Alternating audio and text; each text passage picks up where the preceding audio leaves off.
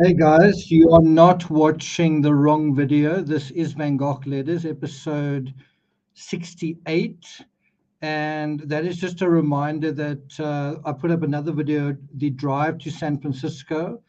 When I originally edited the video, I put in the music, that thing, if you're going to San Francisco, put flowers in your hair. Unfortunately, it got copyright alerted, so I took that out, but it really did. The original edit was definitely very moving, and it's a pity that I couldn't put it in there, but unfortunately, that's how it goes. So, so we're going to be talking about the months of November and December.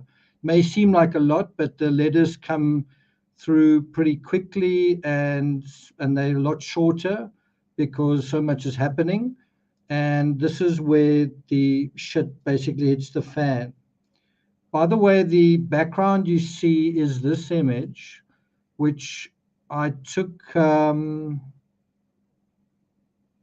think that's,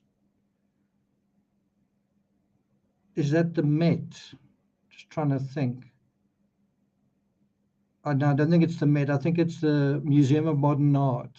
But definitely in New York, what you saw a moment ago in terms of San Francisco, that was probably the middle of April, late April, actually early May. This was early June. This picture was taken in early June. And here's another one, just a kind of a closer up shot of those eyes. Okay, so we're going to be looking at, as I say, November and December. And of course, Van Gogh lost his ear around about Christmas 1888. And so we've got about eight letters to go through to get us to that point. And so that's what we're going to deal with now. I think it's, there we go. So yeah, we're basically already at the 13th of November, 1888. Just see who is here. True Jedi Forever, Amy Love, good to see you. Chelsea, good to see you. Helena, good to see all of you. I am a little bit early, so I think we were scheduled to start 3 minutes from now. So hopefully we'll see some more of you. Anyway, let's get going. So this is a letter, 13th of November, 1888, from Theo to Paul Gauguin, right? And it's from the Goupil letterhead in Paris. And he writes, Dear Mr. Gauguin, it will probably please you to learn that your pictures are having a great success. Even before I received my brother's letters, I had them mounted on adjustable stretchers, and for showing the size 30 canvases, I've taken a very fine white frame of unpainted wood in which they show up very well. Degas is so enthusiastic about your works that he is speaking about them to a lot of people, and he's going to buy the canvas representing a spring landscape with a meadow with two female figures in the foreground, the one sitting and the other standing. Do I actually have a painting here of Van Gogh? Sorry, no, I don't. I'm just was wondering whether I had one in the background. I do have those pictures. I just don't have them basically available right now. I was just looking at these pictures in the background, but those are all Van Goghs. Timmy, do you want your Madonna and Child moment? Come. Timmy had a really good walk today, 4 kilometers. So he's definitely a happy dog. Kimberly Lochran, good to see you. Okay, Timmy, there we go. Oof. Okay. So I don't know if you guys remember, in the previous letters that we dealt with, Vincent had just painted the Red Vineyard, and he painted it basically with Gauguin. And it is actually astonishing that virtually the moment Gauguin steps into Vincent's world, as it were. He basically kind of has the Midas touch, because almost immediately Vincent produces the Red Vineyard. It's populated with a lot of figures, which is quite unusual. And of course, that's the only picture Vincent van Gogh ever sells in his life. And one does wonder, as a result of Gauguin's influence, question mark? Well, it's hard to say no. So you could definitely argue that Gauguin had a positive, an immediately positive impact on Van Gogh. And now the question is, was there a negative impact as well? Zircon, good to see you. Okay, so let's continue. So he says, so this is a letter from Vincent's brother to Gauguin telling him, wow, your paintings are selling like hotcakes, right? And like out of the blue, because there was like a period of doldrums where they didn't sell. And the moment he goes to the Yellow House, it's also like where there's a Midas touch with Vincent. There's also a reverse Midas touch in a sense, because Gauguin's paintings are suddenly just selling, obviously um, with some effort from Theo. So he says here, now there are two canvases definitely sold. One is in the uptight landscape with two dogs in a meadow, the other one a pool by the side of the road. As there's a combination of exchange, I'm quoting the first one net for you at 375 francs and the other one at 225 francs. Now, if you think about it, um, he's just sold another painting as well. So this is effectively the third painting is selling within weeks of going to Arles, right? And one of the reasons Gauguin went to Arles was because he was really hard up. He was in debt, he wasn't selling anything, and he was struggling. Now suddenly he hits the jackpot. Suddenly it's a bonanza. Then he says, I could also sell the ring of Breton girls, but there will have to be a small retouch. The hand of the little girl, which almost touches the frame, acquires an importance it doesn't seem to have when you look at the picture as a whole. The would-be buyer wants you to revise the shape of that hand a little, but without altering anything else, whatever in the picture. So there's a little bit of nitpicking from the buyer, and he says, it seems to me that this will not be difficult for you, and so I'm sending you the canvas. He will give 500 francs for the picture, all complete with a frame, that will cost nearly 100 francs. So effectively, if I understand this correctly, Gauguin is going to be getting 400 francs plus 225 plus 375, right? So that's 300, 500, 600, 900 francs. What is it? 1,000 francs. Let's just add that up again. 5, 6, yeah. So basically, Gauguin is going to be receiving 1,000 francs just like this. He's arrived in Arles, and suddenly the money's rolling in, right? And you can imagine that how this feels for Van Gogh. It's both a cause for celebration, a cause for high-fiving, but also, geez, you sold 3 pictures like in the blink of an eye.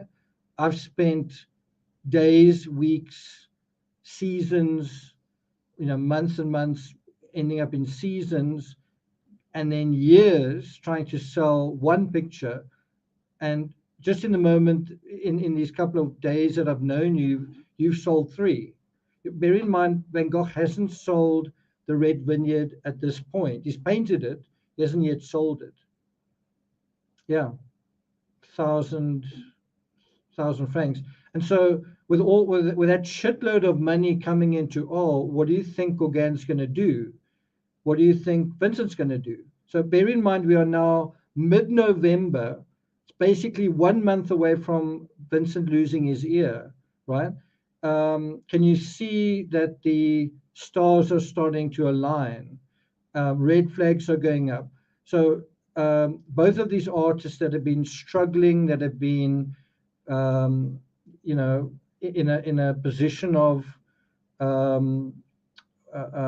what's the word, deprivation, I guess. Suddenly they're getting a shitload of money. Not they, Gauguin, but Gauguin's going to want to kind of celebrate, and he's probably going to take Vincent with him, and then Vincent's going to do the same things Gauguin's going to do: drink, womanize, party up a storm, and paint and drink and paint and drink. Right? What could go wrong? Right? So can you see how just the fact that there's a lot of money suddenly coming into this equation is something Vincent is totally unused to, and it's also creating a tension with Gauguin, because Gauguin went to Arles basically in order to kind of make a comeback, but he kind of makes an instant comeback, right? Let me say that again. Gauguin goes to Arles in order to sort of work his way back into selling his art. But now he's just is like an instant bestseller. And so now there's really no point in him actually being in Arles. And he realizes this very quickly. Meanwhile, Vincent is kind of like, I think he's sort of disoriented. He doesn't really know what's happening. Okay, so let's continue. So he says,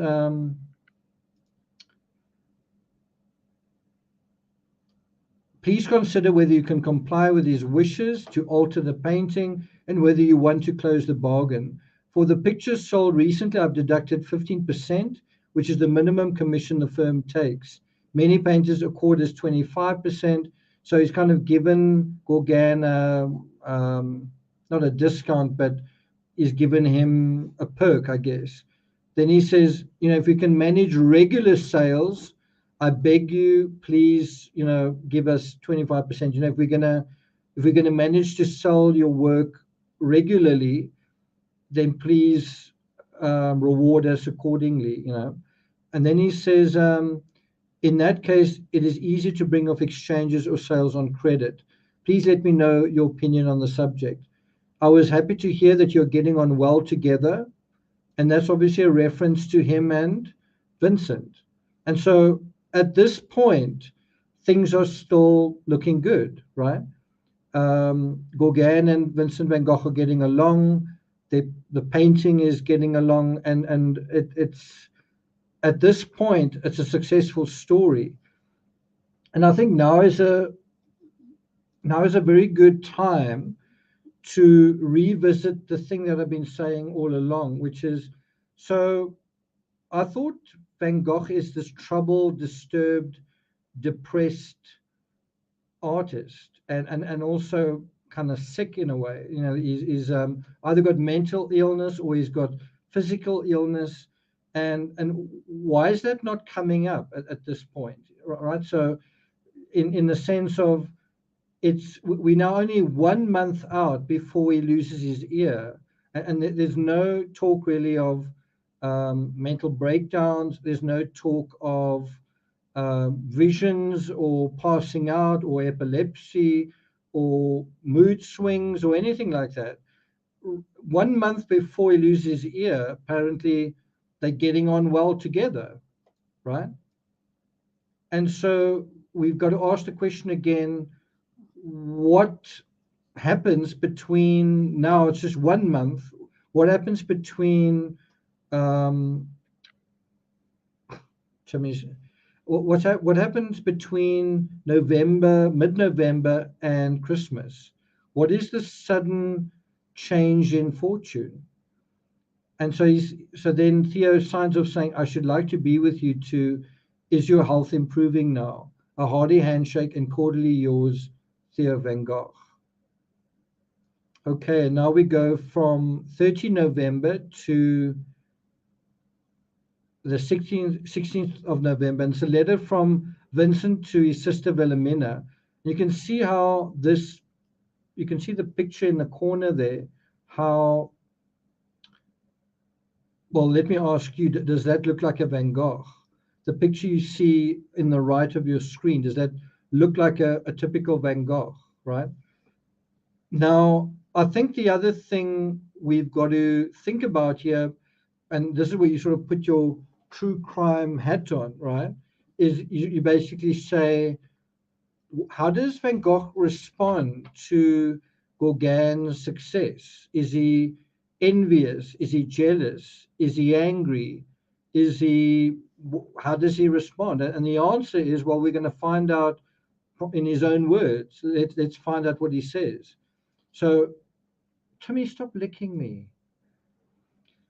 So let's first just have a look at this painting he does. This is a painting that he sends to his sister, and can you see it feels like Gauguin has had a real impact on Van Gogh. It's almost as though, you know what I mean? Gauguin has arrived there and he's just sold his art. Suddenly he's gotten 1,000 francs, like out of the blue. And Vincent is thinking, cheapers, this is possible. It's possible to be a success. It's possible to, and so I certainly get the impression that this picture you're seeing on screen is Vincent's attempt to sort of turn himself inside out to make some kind of change that is going to help him sell his own work. Because if you think about it, it's a sudden departure from his regular style, but it's within the context of Gauguin's success. And so it does seem as though Gauguin is tearing, or not tearing, but is shaping Van Gogh in a way that is not Van Gogh. I guess one could say he's shaping Van Gogh in his own image, right? Paint like this, do that. Don't do that, don't do that. You know, paint like me and you'll sell more art. Is that a recipe for success? So, but do you agree that this picture has the influence of Gauguin in it? I mean, just have a look at these faces. You can see for once Van Gogh has put quite a lot of effort into his faces. You can also see from the palette this sort of cream, it's kind of a peachy color. That is definitely a Gauguin kind of color, and also these greens, right? That color and that color is definitely from Gauguin's palette. It's sort of a tropical palette. There's some more of it over here in the section here. The greens, the oranges, the blues, you know, it's all kind of a tropical palette, right? Anyway, so let's deal with this letter, which is following. Timmy, can I put you down? This letter is following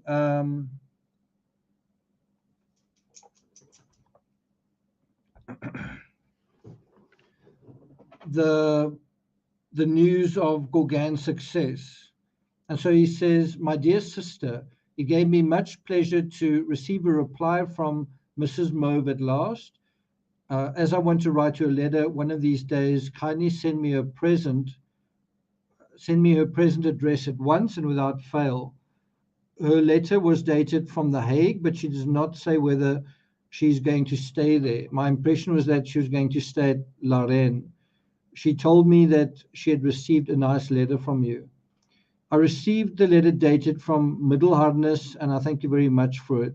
It is a very good thing that you have at least started to read Bonheur des Dames and so on. There are a lot of things in it, as in Guy de Maupassant too, for that matter.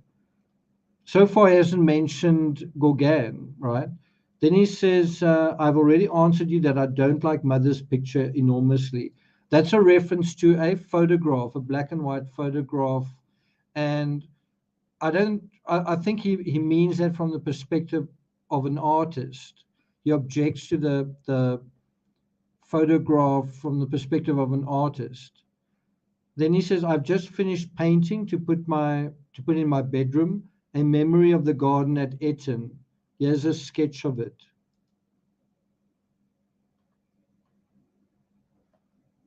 I thought he sent that to his sister. So it looks like that picture was going to be put in the yellow house as well. Okay. To put in his bedroom, actually. So let's have a look at that picture again. Memory of the garden at Eton.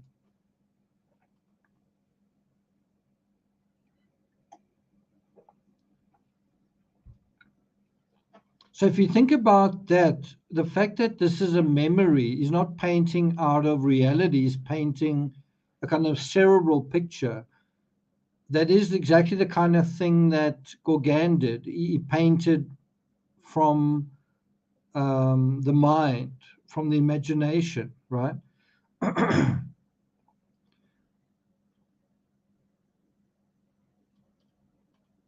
So I wonder whether that is not, that figure doesn't represent his mother.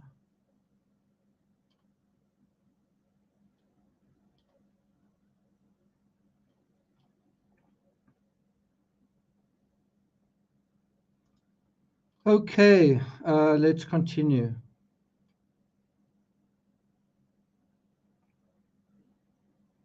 So he also says it's a rather large canvas. So he's clearly put a lot of effort into this particular painting. It's not just a stab at something different, right? Okay, so he says, here are the details of the colors. The younger of the two ladies who are out for a walk is wearing a Scottish shawl with green and orange checks and a red parasol. The old lady has a violet shawl, nearly black. So, like, the question is, this is a memory from Eton. So, who are these people? Well, it doesn't say mother. It says the old lady has a violet shawl, nearly black, but a bunch of dahlias, some of them citron yellow, the others pink and white, mixed, are like an explosion of color on the somber figure. Behind them, a few cedar shrubs and emerald green cypresses. Behind the cypresses, one sees a field of pale green and red cabbages, surrounded by a border of little white flowers. The sandy path is of a raw orange color. The foliage of the two beds of scarlet geraniums is very green. Finally, the interjacent plain, there's a maidservant dressed in blue who is arranging a profusion of plants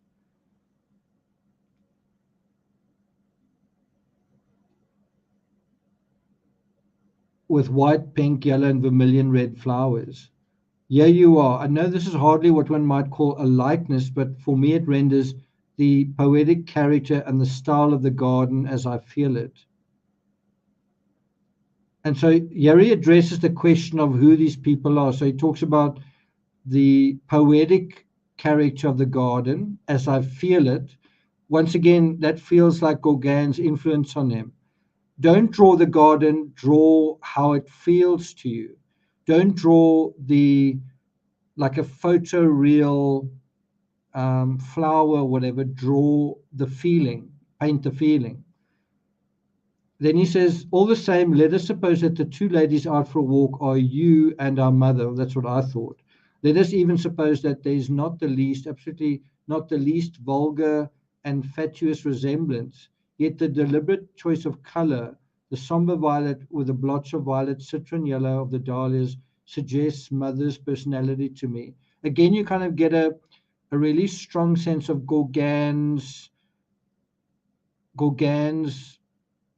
thoughts coming through in Vincent's words here, right? This paragraph feels like the thoughts of Gauguin. And so let's go and have a look at that again.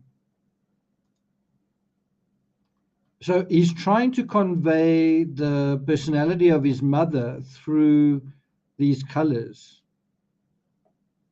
which I don't know, kind of quite strange.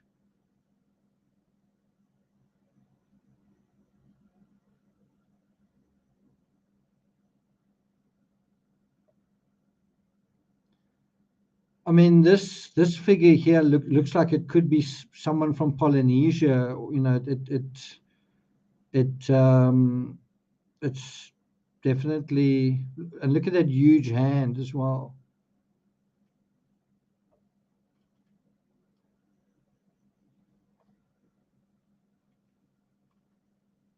Anyway, let's continue. The figure in the Scotch plaid with orange and green checks stands out against the somber green of the cypress, which contrast is further accentuated by the red parasol.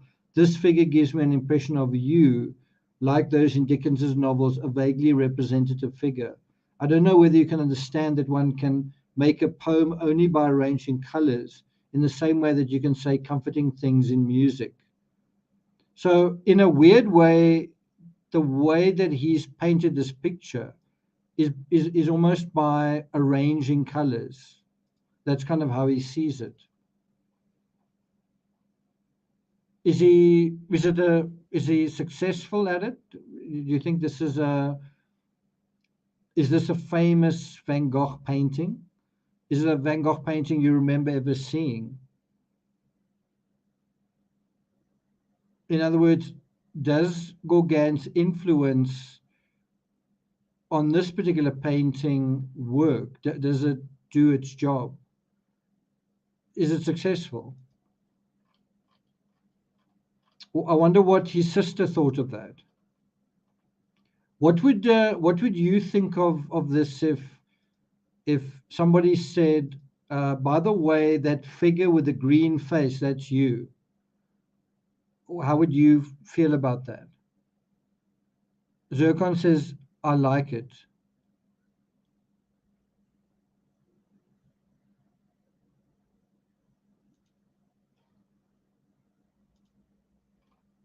Okay, so where does he? So he talks about that the arrangement of colors is similar to saying comforting things in music. Then, in a similar manner, the bizarre lines purposely selected and multiplied, um, meandering all through the picture, may fail to give the garden a vulgar resemblance, but may present it to our mind as seen in a dream, depicting its character and at the same time stranger than it is in reality. Now, if you think about what we're dealing with here, there hasn't been a single reference to Gauguin. You would imagine, it's the 16th of November. It's 3 whole days since Theo wrote this letter to Paul, and one wonders, did Theo tell Vincent? Did Theo write a letter to Vincent and say, by the way, Gauguin's just sold 3 more pictures? Well, if he did, we don't know where that letter is, right? Well, we're going to find out in a moment, because now at last he does mention it. But if you think about it, he takes, instead of like mentioning it right in the beginning, because you would imagine it would be top of mind, he only eventually mentions it. He mentions Gauguin here. So he goes through all of this in terms of the letter, and a lot of it's Gauguin's influence, and then he only refers to Gauguin directly at this point here. He says, so much for today, but I remember I've not told you that my friend Paul Gauguin, an impressionist painter, is now living with me, and that we are very happy together. So once again, we are now at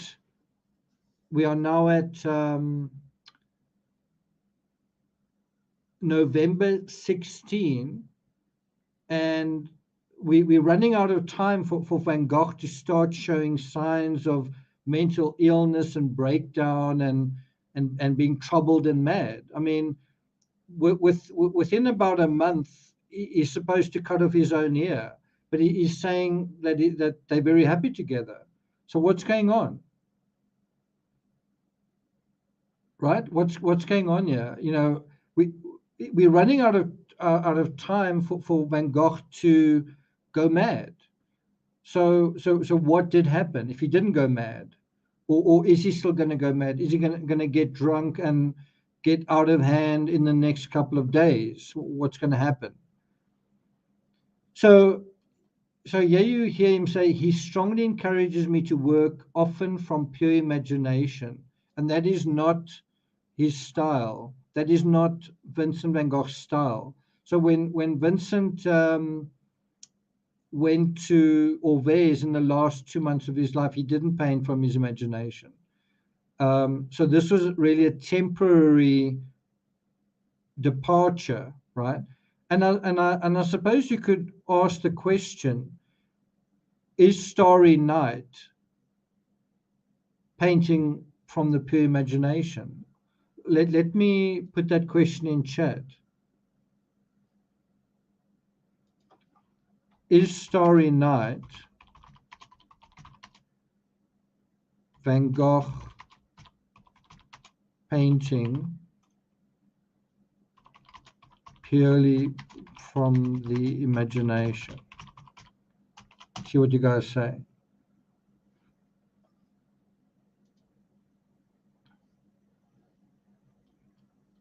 And I mean, I've got it here if you need reminding. Is this painting purely from the imagination?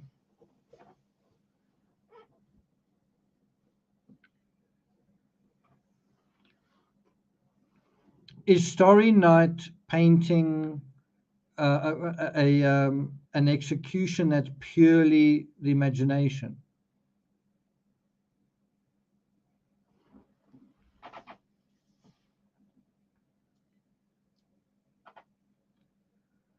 So yeah, I mean, you're right. Some of it is imagination, but I mean, he is painting the whole Starry Night scene is a village as it appeared to him outside the window of Saint-Remy.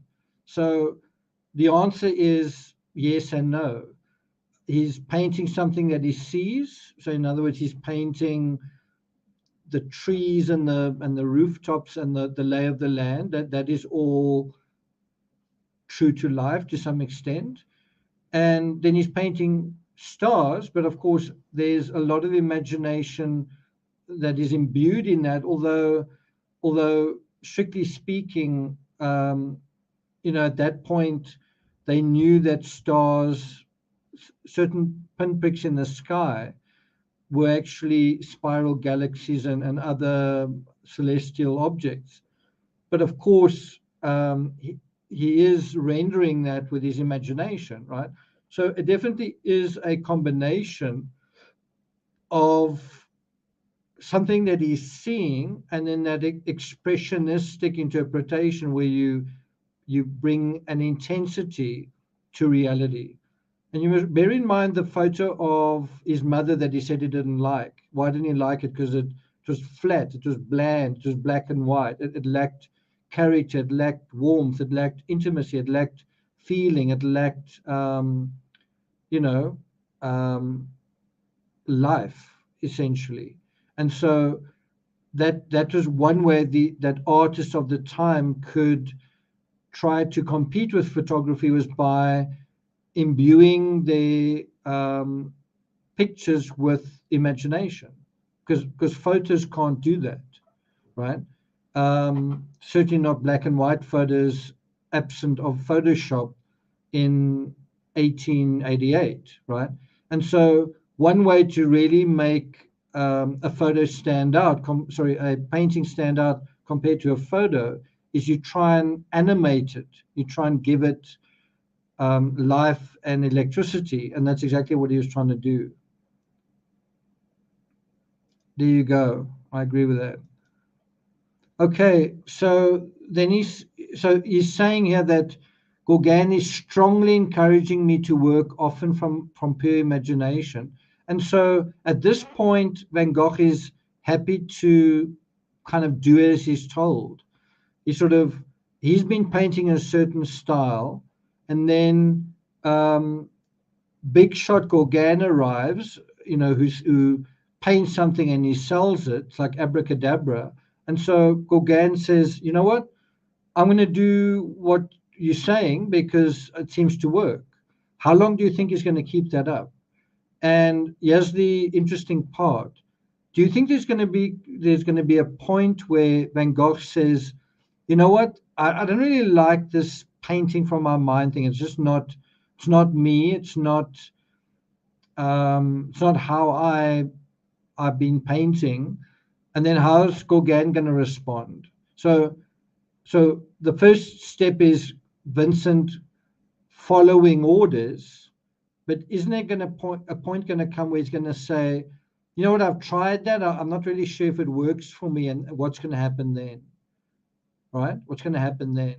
How's Gauguin going to respond when his kind of loser protege decides to ignore his advice? How's he going to respond to that?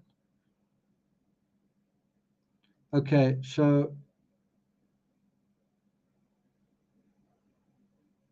let's go on to the next letter. So now we're jumping from 16 November to 16 November.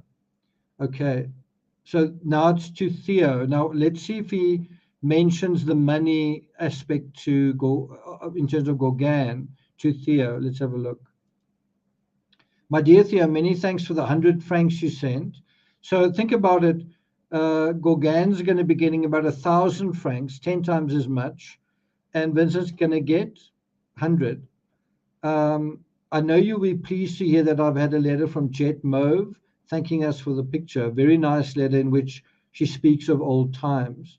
I think that is also why he ends up painting the garden, because the letter from Jet Mauve has reminded him of home, of Eton, and maybe she says how beautiful the garden's looking and describes it. Who knows?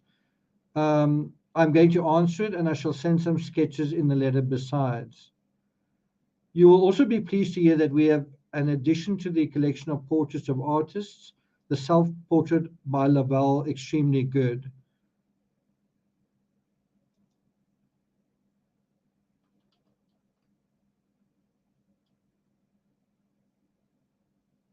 Now, I'm not sure if I understand what's going on here.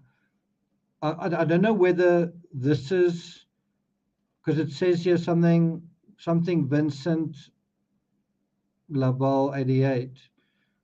I presume this is the original, but it says something. Oh, there it is. Okay, now I understand.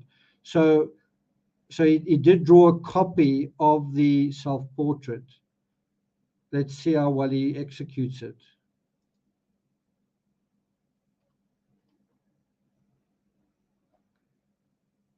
And so this is where you get an idea just how good is Van Gogh as a portrait painter.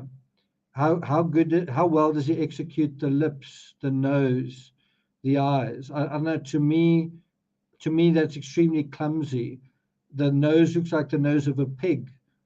The eyes don't look right. The lips look terrible. To me, this is really an amateur. I think he's good at landscapes, but I don't think he's very good at faces. Let's have a look at the original now.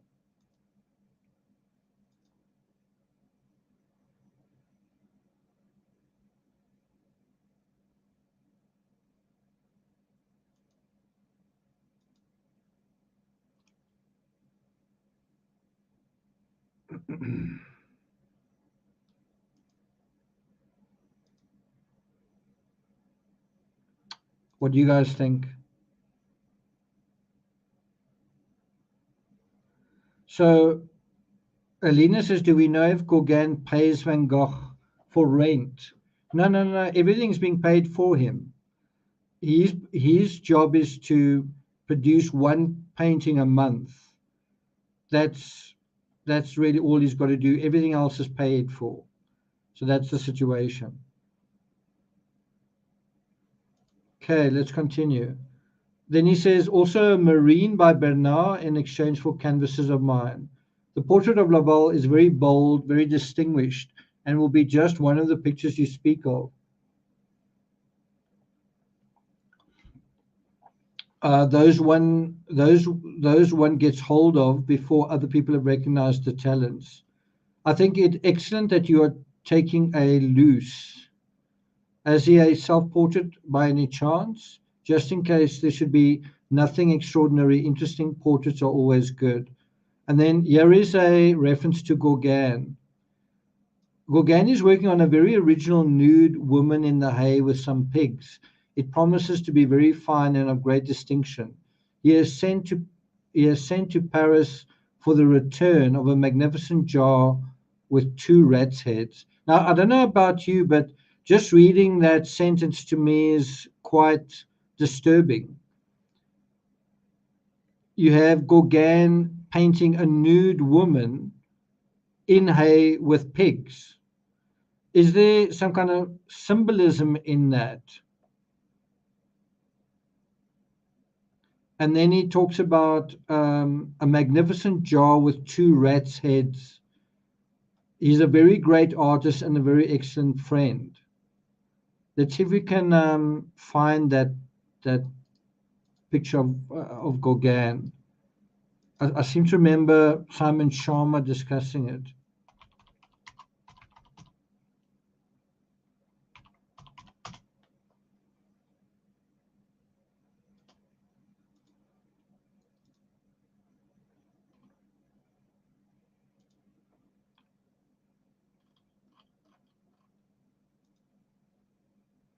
It's this picture. I guess it sounds worse than it really is.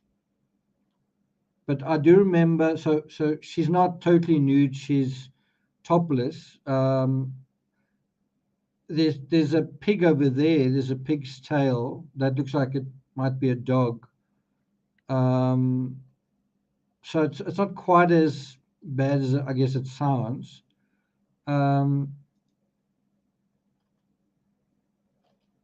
I wonder if we can see some analysis on that.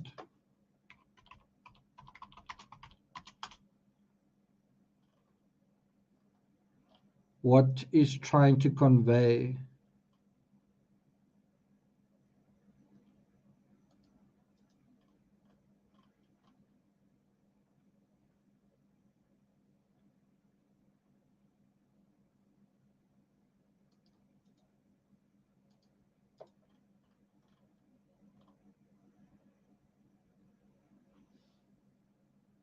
What do you think he's trying to convey there?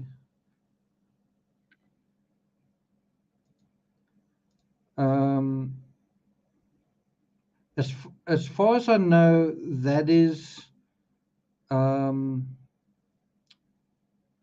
grape fluid or grape juice or whatever. That is what is why her one hand is that color.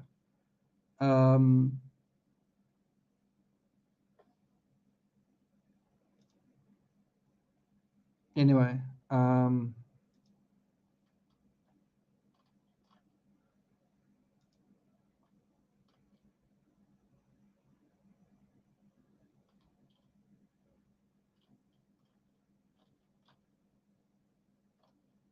yeah, sorry, it's too short notice to really find anything substantive. This is an excerpt from the Art Institute of Chicago, Gauguin in Arles. I just want to see what I've got over here.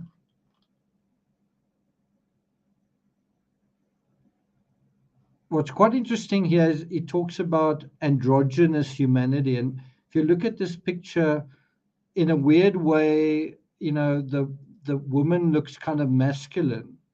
If you look at it, the picture very quickly, you might assume that that's the back of a man. And then you realize it's, with that section there, you realize it's a woman, right? And so is he trying to trick you into sexual feelings that are going to confuse you? Is that what he's trying to do? So let's just see what he said. What's written here. Gauguin holds a fundamental place in the development of French modernism with his innovation in the style and subjects of his artistic creations and romantic biography.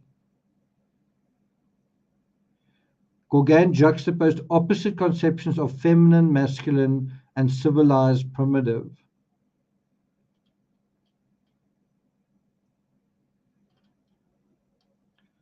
He was influenced by the writing of his maternal grandmother, the feminist writer Flora Tristan. She claimed androgyny as a psychological unity of masculine and feminine aspects. Quite interesting.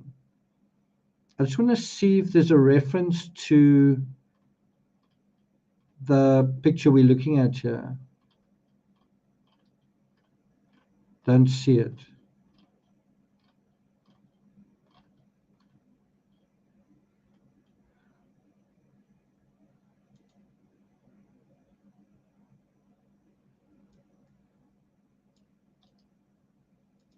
See if we can find it at this source.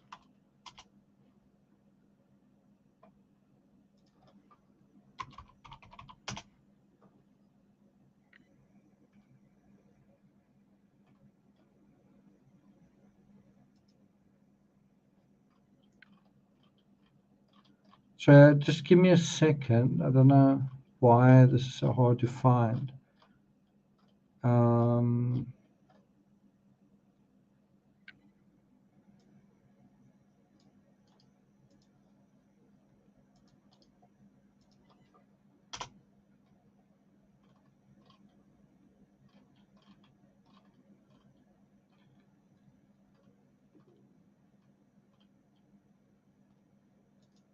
This one's just called Woman in the Hay.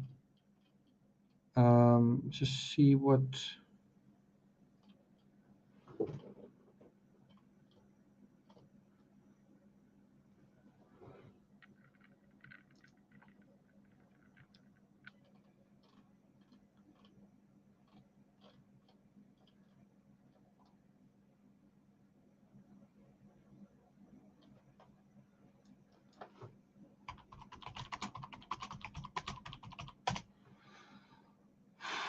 I wonder if we're gonna get anything just like on a generic site like Wikipedia, in terms of that particular painting.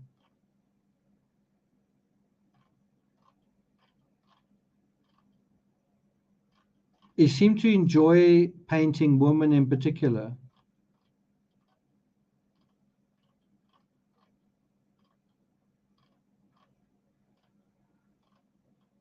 It's not even shown here, unfortunately.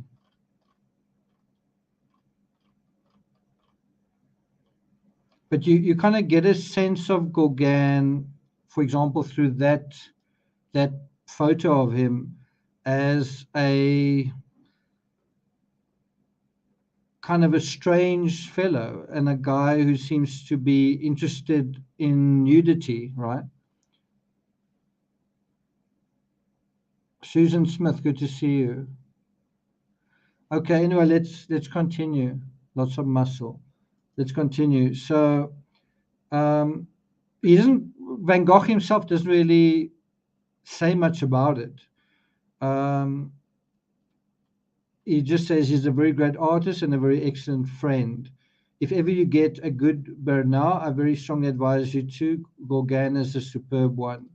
I've been working on 2 canvases, a memory of our garden at Eton with cabbages, cypresses, dahlias, and figures. Then a woman reading a novel in a library like the Lecture Francais. A woman all in green. This is to me not a terribly good picture. Again, look how poorly he executes her face. It does have, once again, it does have a Gauguinish feel to it in terms of these greens. But I don't know. I don't particularly like this picture. It's absent Van Gogh. But my main criticism is look how little effort he put into painting her face, the features of her face. Compare that to, for example, this, where he puts in quite a lot of effort.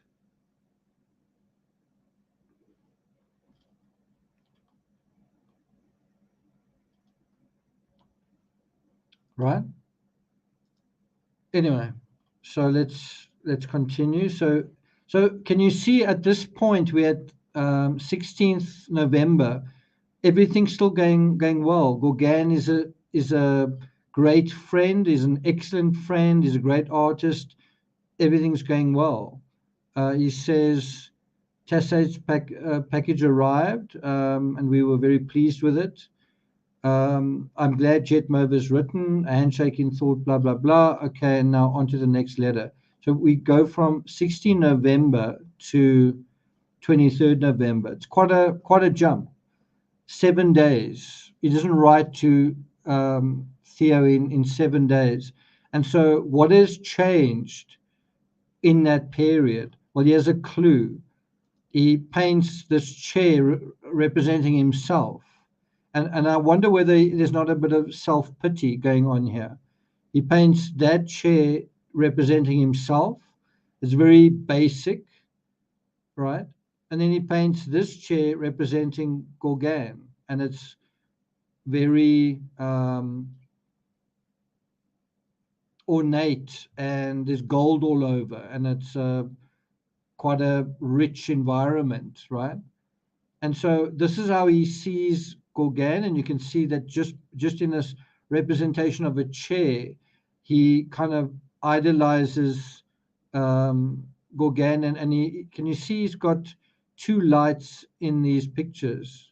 Well, there's a light in a candle on the chair, and then a light on the wall as well, green in the background. Whereas with this one, there's no light. There's a what do you call it, a pipe. There's no light here, and so you kind of get a sense of Van Gogh being very kind of self-deprecating, certainly in the way he sees himself.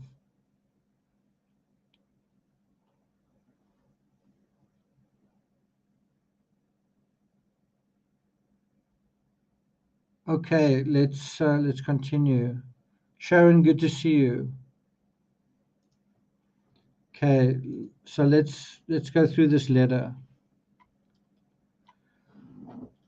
Okay, so quite a lot of time has gone by, and we assume quite a lot has happened. And so the question still is, when are things going to start going downhill for Van Gogh? My dear Theo, Gauguin's canvas Breton Children has arrived, and he has altered it very well. Do you remember the one where the child's hand, I think, was touching where the frame should be? Well, he's now changed that. But though I quite like this canvas, it is all to the good that it is sold, and the two he's about to send you from here are 30 times better. I'm speaking of the woman gathering grapes and woman with the pigs.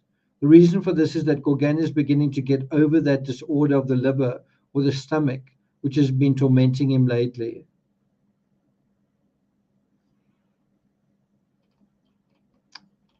I'm now writing to reply to what you said about having a little canvas of mine of a pink peach tree framed. I imagine to send to Ces Monsieurs. I don't want to leave any doubt as to what I think of that. He's referring to this picture. Not a terribly good picture. Anyway, he says, first, if it is your wish to let them have something of mine, good or bad, upon my honor, if it can in any way give you any pleasure now or later, you have absolute carte blanche. But if it is either to please me or for my own advantage, then on the contrary, I'm of the opinion that it is absolutely unnecessary. So can you see what's going on here? I think is Van Gogh feeling insecure. It seems like, well, let me put it this way. Did you ever have a birthday and then your parents give a little gift to your sibling so that they don't feel bad, or vice versa? It's your brother or sister's birthday, and then you get a little gift, even though it's not your birthday, but just so that you kind of get the booby prize, but so that you don't feel completely left out. Kimberly, good to see you. Do you know what I'm talking about? And so Van Gogh seems to think, because this seems to be a gesture coming from Theo out of the blue, like he hasn't offered to frame something before. And so I think he's getting the vibe that Theo's doing this out of sympathy because Gauguin is totally outclassing him, is totally outselling him, is kind of making Van Gogh look bad. And so Theo's trying to help Vincent save face.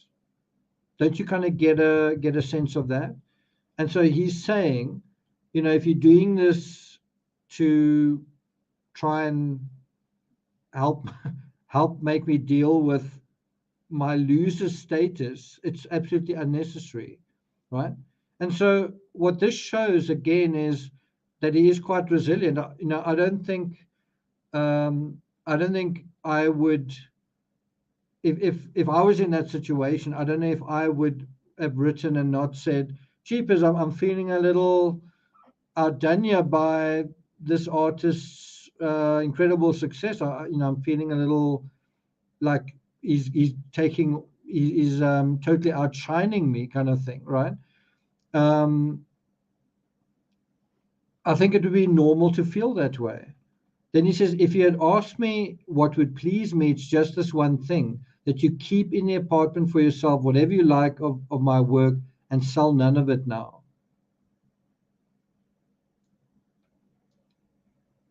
As for the rest, send whatever is in your heart to me here, for the good reason that all the things I've done from nature are chestnuts pulled out of the fire. Gauguin, in spite of himself and in spite of me, has more or less proved to me that it is time I was varying my work a little. So there you have it, in not in black and white, but very clearly that he has allowed Gauguin to advise him. He's taking to heart Gauguin's advice, and we've seen it in the last couple of paintings, haven't we? Lynn Lippy, well done, you're here. Right? So he says, I'm beginning to compose from memory, and all my studies will still be useful for that sort of work, recalling to me things I've seen. What then does selling matter unless we are absolutely pressed for money? And besides, I'm convinced beforehand that you will end up seeing it the way I do. You are with the Goupils, but I most certainly am not. After having worked with them for 6 years, both sides were utterly dissatisfied. Quite an interesting retrospective there. They with me, I with them. It's an old story, but all the same, that's how things were. So go in your own way, but as a matter of business, I think it is incompatible with my previous conduct to come back to them with a canvas as innocent as this little peach tree or something similar. No, if in a year or two I have enough for an exhibition of my own, say 30 size, 30 canvases or so, and if I said to them, will you do it for me? Bouchard would certainly send me about my business. I know them, alas, rather too well. So what's coming out here is a little bit of bitterness, which is very unlike Van Gogh. He doesn't seem to really hold a grudge. And yet he still says here, as far as I'm concerned, I still carry that old grudge. He doesn't really talk about grudges much, but you sort of feel that some resentment is there, right? And I think he regrets working for them for 6 years. I'm not sure if that emphasis is in the original letter, but he seems to regret working for them. Anyway, then he says, not that I should ever try to do them any harm, whatever. On the contrary, you will have to admit that I urge all the others to go there with great zeal. But as far as I'm concerned, I still carry that old grudge. Understand quite clearly that I consider you a dealer in impressionist pictures, completely independent of the Goupils, so that it will always be a pleasure to me to push artists in that direction. But I do not want Bouchard to ever have a chance to say that little canvas isn't too bad for a young beginner. On the contrary, I will not go back to them. I would rather never sell anything than go to them otherwise than as a purely business matter. Now they are not the people to behave fairly, so it's no good beginning again. Understand that the more clear-cut we are about this, the sooner they will come to you to see them. You yourself do not sell my work, so you are not doing business outside the firm of Bouchard and Key by showing it.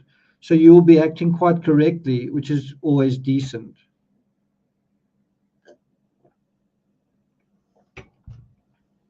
Again, I must just bring up this thing of, does this sound like a madman? Does this sound like someone who's saying, cheapers, my housemate is making a killing. He just does that with his paintbrush and it sells. I'm devastated. I can't deal with this. I'm I'm I'm I'm undone.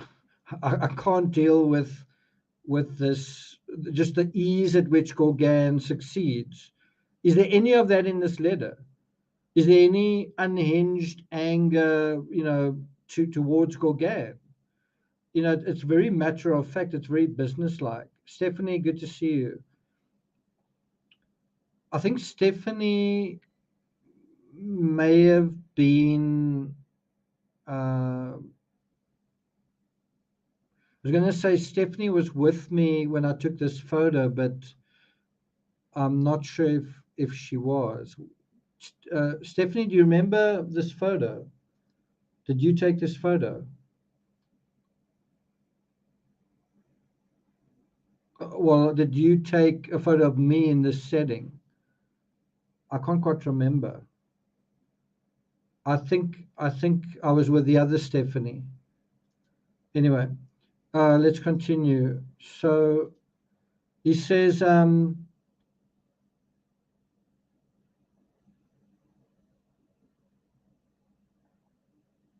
we need some more paints.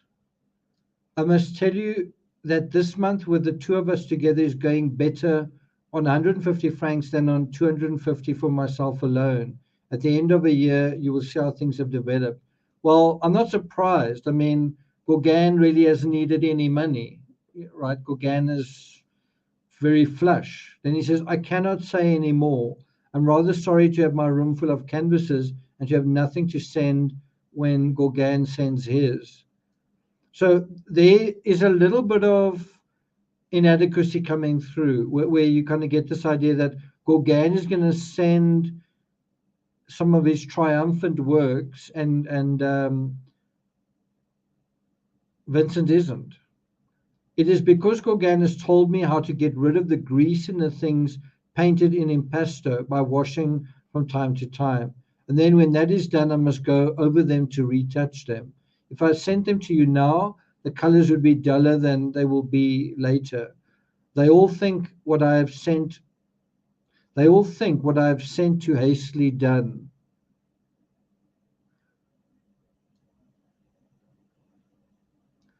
So let me read that again. They all think what I've sent too hastily done. I do not contradict it, and I will make some alterations. So yeah, he's kind of admitting that he worked too quickly. It does me a tremendous amount of good to have such intelligent company as Gauguin's and to see him work. Right. So once again, we are now, look where we are. We're at the 23rd of November, and there's still not any sign of any problem. Gauguin's not saying this guy's crazy, I can't handle him. I just, this is terrible. He's a drunk or he's whatever. None of that's happening. Then he says, you will see that some people will soon be reproaching Gauguin with no longer being an impressionist. His last two canvases, which you will soon be seeing, are very firm in the impasto. There's even some work with a palette knife, and they will throw his Breton canvases a little in the shade, not all, but some. I've hardly any time to write, but for that I should already have written to these Dutchmen. I have had another letter from Bock, the Belgian who has a sister among the Vinctistes. He is enjoying his work up there. I hope we shall always remain friends with Gauguin and doing business with him. And if he could succeed in founding a studio in the tropics, it would be magnificent. However, it requires more money, according to my calculations, than it does according to his. You do kind of wonder whether, as Gauguin told Vincent about the paintings he's sold? Does Vincent know the full extent of Gauguin's success? Because you'd imagine that that would be like front page news, or it would be foremost in his letter, you know. It's a little bit like a YouTuber that goes from whatever to 300,000 subscribers just like that. Someone's going to say something. You're going to say, wow, that was quick, well done, whatever, right? How did that happen? And so you wonder, has Gauguin told him, by the way, I've sold these pictures. I think I'm going to be leaving soon. Has he said anything like that? And of course, the answer to "I hope we shall always remain friends with Gauguin," well, that friendship's only going to last probably less than a month. So everything's going really well from Vincent's perspective, but it's about to come crashing down.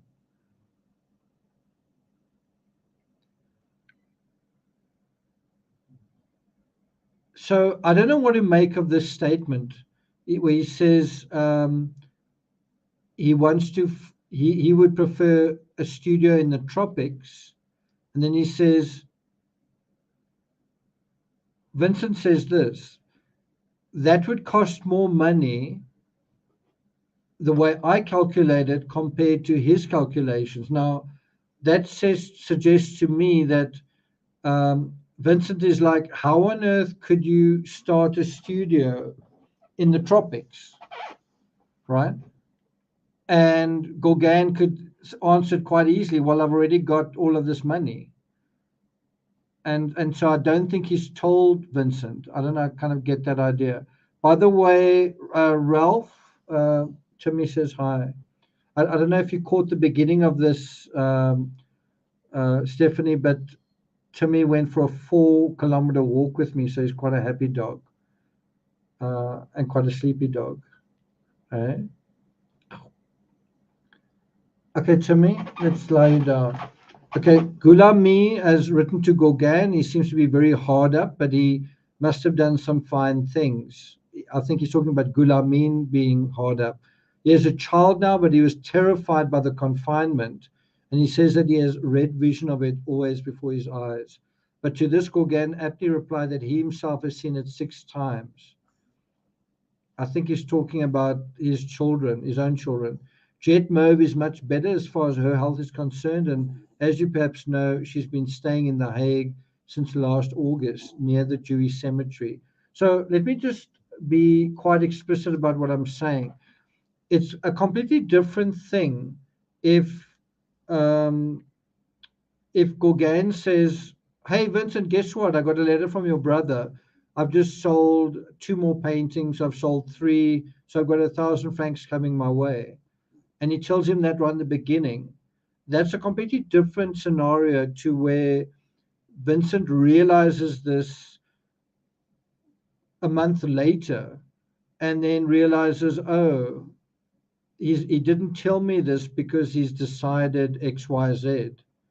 Does that make sense? In other words, he's been protected from his own emotional response because the result is going to be that Gauguin's going to leave. And you can already see that Vincent has become very quickly attached to Gauguin, excited about Gauguin being there, and happy that he's there, right? And I think what's going to happen is Gauguin is going to feel like I know he's going to decide, I know I need to leave, but he's going to feel like I can't tell Vincent, or how am I going to tell him? How am I going to tell this guy after he's done all of this work, put all of this preparation for me? Sorry, I'm out of here. Sorry about that. Right? You can see how that can be quite devastating. And the longer it takes to tell him, the more devastating it's going to be. And he might say, why didn't you tell me this in the beginning? And I can tell you, when I was in school, I had a best friend. His name was Francois. We were like kind of soulmates, right? Really, really good friends. And we were in the last year of, I think it's junior school, and the teacher called out names for something, and it kind of came out that he had decided to stay behind for a year, and that is how I found out that our paths were going to separate. And I was really hurt that he didn't tell me, that he didn't say, guess what, I've decided to stay back a year. And one of the reasons why it was really hurtful was because that was something that I guess I could have done as well, because I went to school a year early. I think I turned 5 years old when in my first year at school. So in other words, I was 4 years old for a few days, and then I turned five. I turned 17 years old in my matric year, right? And anyway, and long story short, he stayed back a year, and he's the rest of his life, like, he lived happily ever after. And I was devastated by the fact that he just didn't tell me that he was going to stay back a year. Um, and so I wonder whether it's not a similar situation. The pain of separation is made worse by not, it's a difficult thing to tell someone something painful, but the longer you wait, the worse you make it, in a sense. Zircon says I was a year younger as well. No hint of insanity. Good to see you here, Mickey. So I wonder whether it's a situation like that where, like, you feel that pain in retrospect. You realize, well, you've known this information for days, weeks, and now you tell me, you know. Anyway, let's continue. It says, you will lose nothing by waiting a little for my work, and will calmly leave our comrades to despise the present ones. So can you see Vincent starting to change his approach? Is painting more from the imagination. He's doing less. He's painting not as fast as he did, less impasto. All of these are influences from Gauguin, and Gauguin's influencing him, and then he's going to be gone. He says, fortunately for me, I know well enough what I want, and I'm basically utterly indifferent to the criticism that I work too hurriedly. In answer to that, I've done some things even more hurriedly these last few days. Now, I don't know whether that is, Linda, good to see you here. I don't know whether that is a reference to Gauguin. I get the feeling Gauguin has also said, stop working so quickly. I don't know what you guys think about that. I'm pretty sure Gauguin would have said, cheapest dude, you need to slow down. You need to paint a painting over the course of a few days, even a week, not 1 or 2 hours. Gauguin was telling me the other day that he had seen a picture by Claude Monet of sunflowers in a large Japanese vase, very fine, but he likes mine better. I don't agree, only think that I'm weakening. Only don't think that I'm weakening. I regret, as always, how well you know the scarcity of models and the 1,000 obstacles in overcoming that difficulty. If I were a different sort of man, and if I were better off, I could force the issue. But as it is, I do not give in, but plod on quietly. So this is also just a statement of intent, is saying, at the end of November, I don't give in. I plod on quietly. Does that sound like the indignation, the emotions of a madman, right?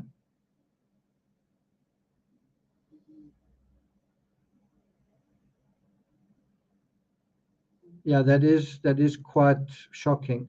So let's just pause on that subject just for a moment.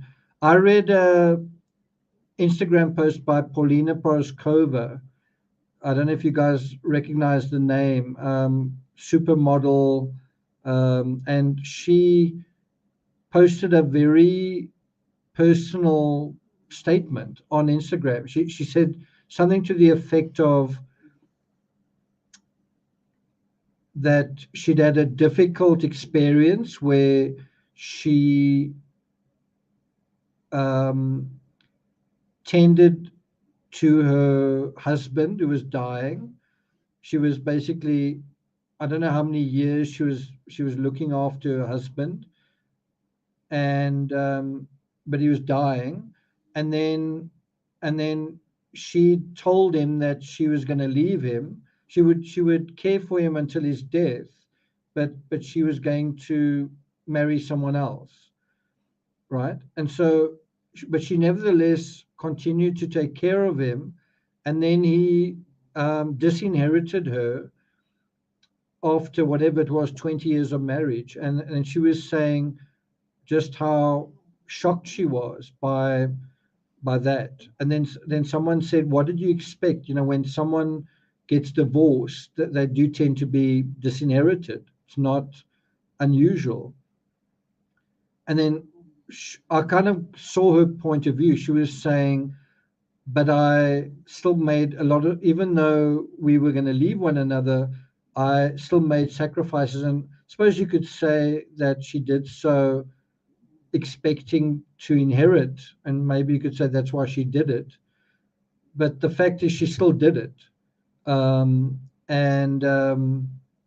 she was just saying that that was a difficulty that she overcame, and that was, and I couldn't help reading that and just thinking, whoever side you on, whoever you say was right, whatever um, the moral implications, you sort of realize, wow, this beautiful woman, this famous woman, went through a really difficult trial that you would hope that you don't go through. And it's the same kind of thing where you give of yourself, and then you kind of kicked in the teeth, right, kind of thing, right? And um,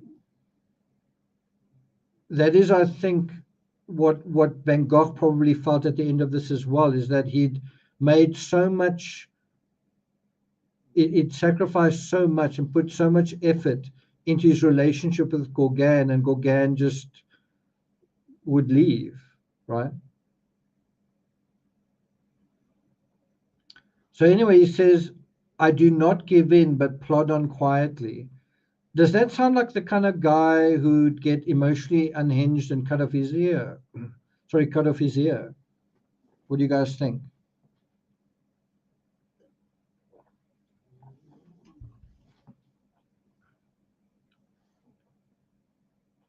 Okay, let's continue. If by the time I'm 40, bear in mind he's now 35 and he will never reach 40, he'll miss 40 by 3 years, so he doesn't even really come close. He says, if by the time I'm 40, I've done a picture of figures like the flowers Gauguin was speaking of, I shall have a position in art equal to that of anyone, no matter who. So perseverance.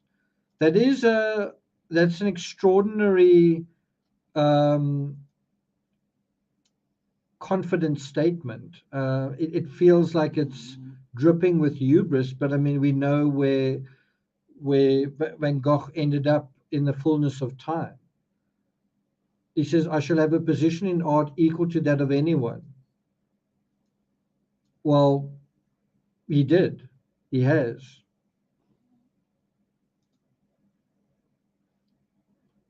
Meanwhile, I can at all events tell you that the last two studies are odd enough. Size study canvases, a wooden rush-bottomed chair, all yellow and red tiles against the wall, daytime. What is going on here is that Van Gogh is starting to think about his identity, but in comparison to somebody else. And that is both a wake up call, it can be a positive thing where you realize there's room for improvement. You may realize You know what? I think I could do this better. You know what? I think I could improve over here and over there. But it can also be a source of incredible despair where you say, you know what? I'm just not good enough, right? And so Yeri says it's a wooden chair, rush bottom chair, all yellow on red tiles against a wall, but he doesn't say what's on that. But it's a pipe with, I guess, kindling, but there's no books on that chair. And then for Gauguin, red and green night effect, wall and floor red and green again. On the C2 novels and a candle on thin canvas with thick impasto. That's how he sees Gauguin. Comfortable, rich, impressive, all those things. Warm, educated, sophisticated.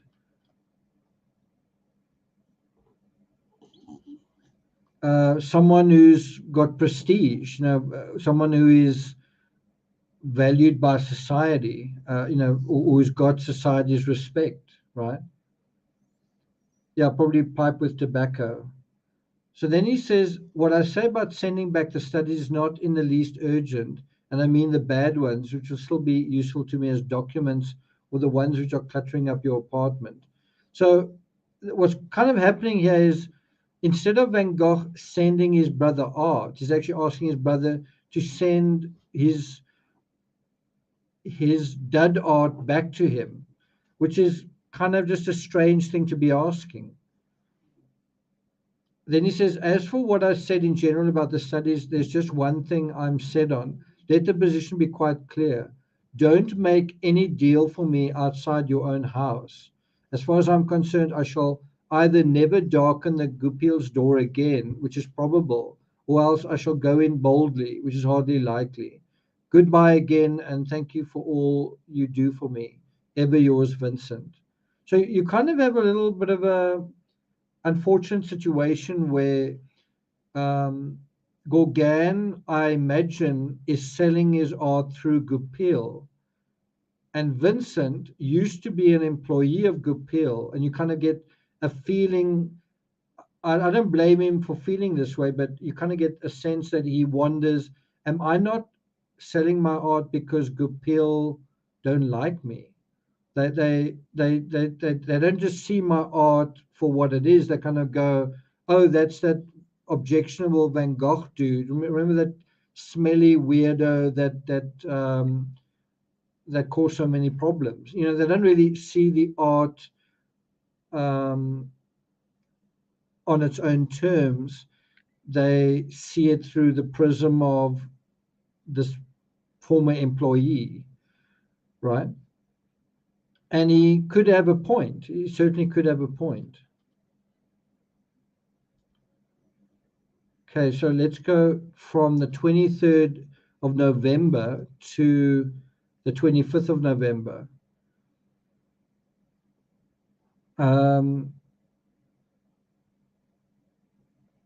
Okay, Timmy, I suppose I'll let you sit here a little bit longer. Okay, 25th November. My dear Theo, thank you for your kind letter and the 100 franc note enclosed. So now we are literally at the 1 month mark. 1 month from now, he's going to lose his ear. What's going on? Who is getting emotionally unhinged? It's got to be basically one of three possibilities. Either Vincent van Gogh is starting to get upset about something, angry about something, resentful about something, jealous about something, or Gauguin is starting to feel trapped in the situation he's in. That's the second possibility. And he's starting to get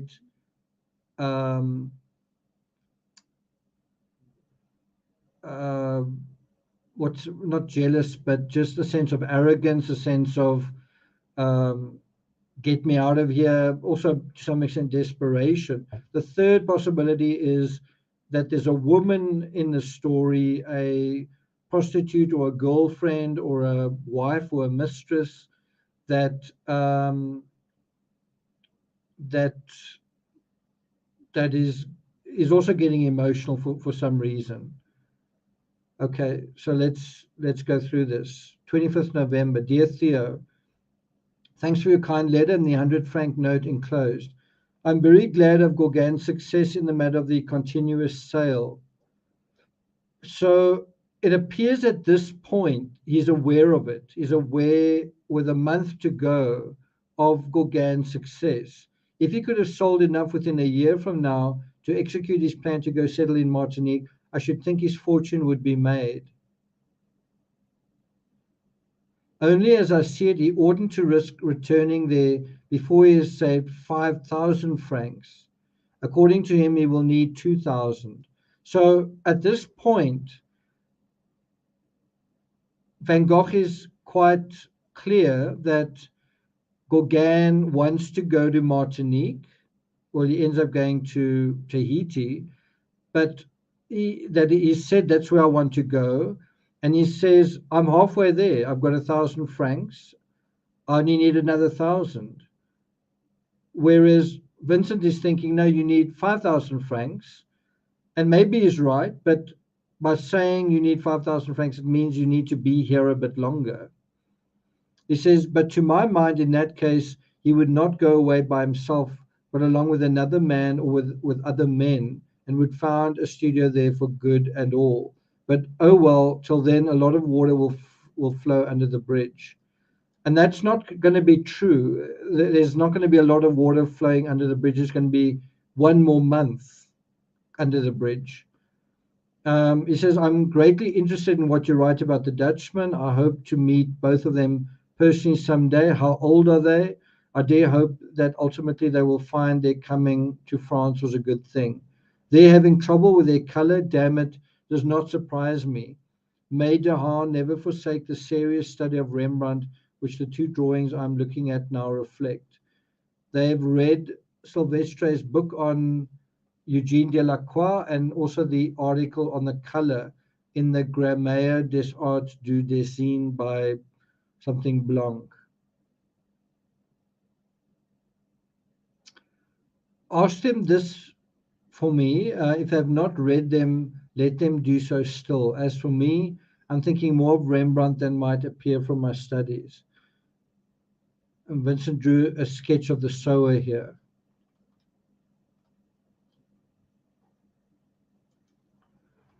This is a sketch of the latest canvas I'm working on, another sower. Immense citron yellow disc for the sun, sky green yellow with pink clouds, the field violet, the sower, and the tree Prussian blue. So this is once again the influence of Gauguin. Can you see it's got a Gauguin feel to it? It's not executed very quickly. There's not so much impasto. There is a sense that it's painted from the imagination.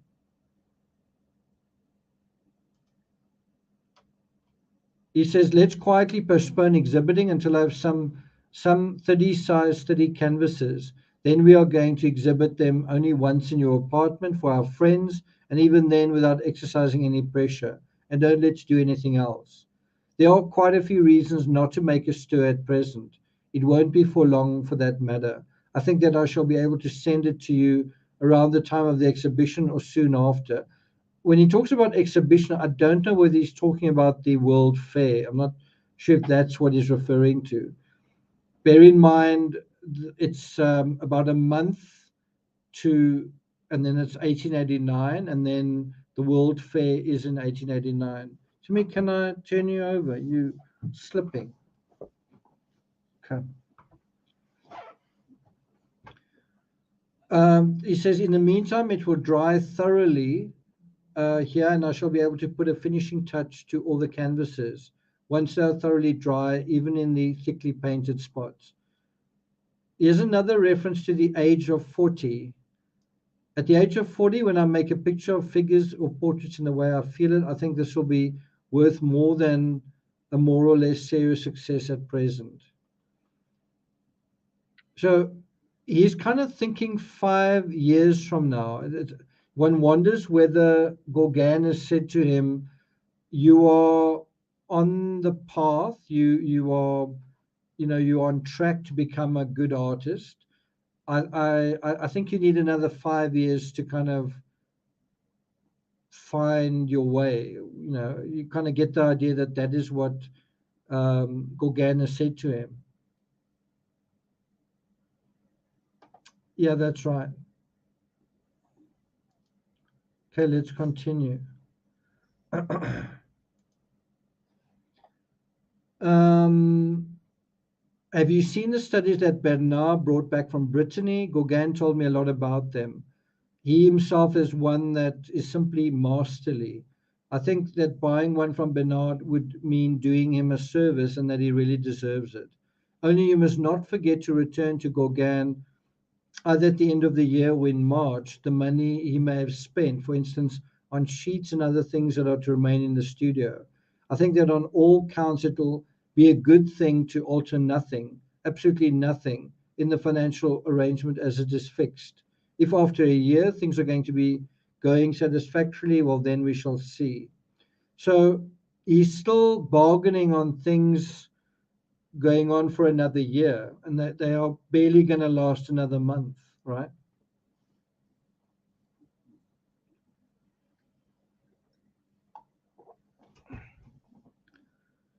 My voice is going to last barely another month as well, in terms of these letters.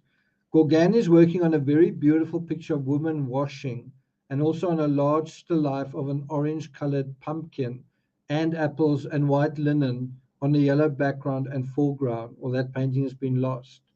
Now, it may seem as though this is very boring. Nothing is happening between Vincent and Gauguin, and time is just marching towards the air incident. Well, guess what? By the time both of them do portraits of one another, so in other words, when Vincent paints Gauguin and when Gauguin paints Vincent, you can see there is enmity, there's already enmity.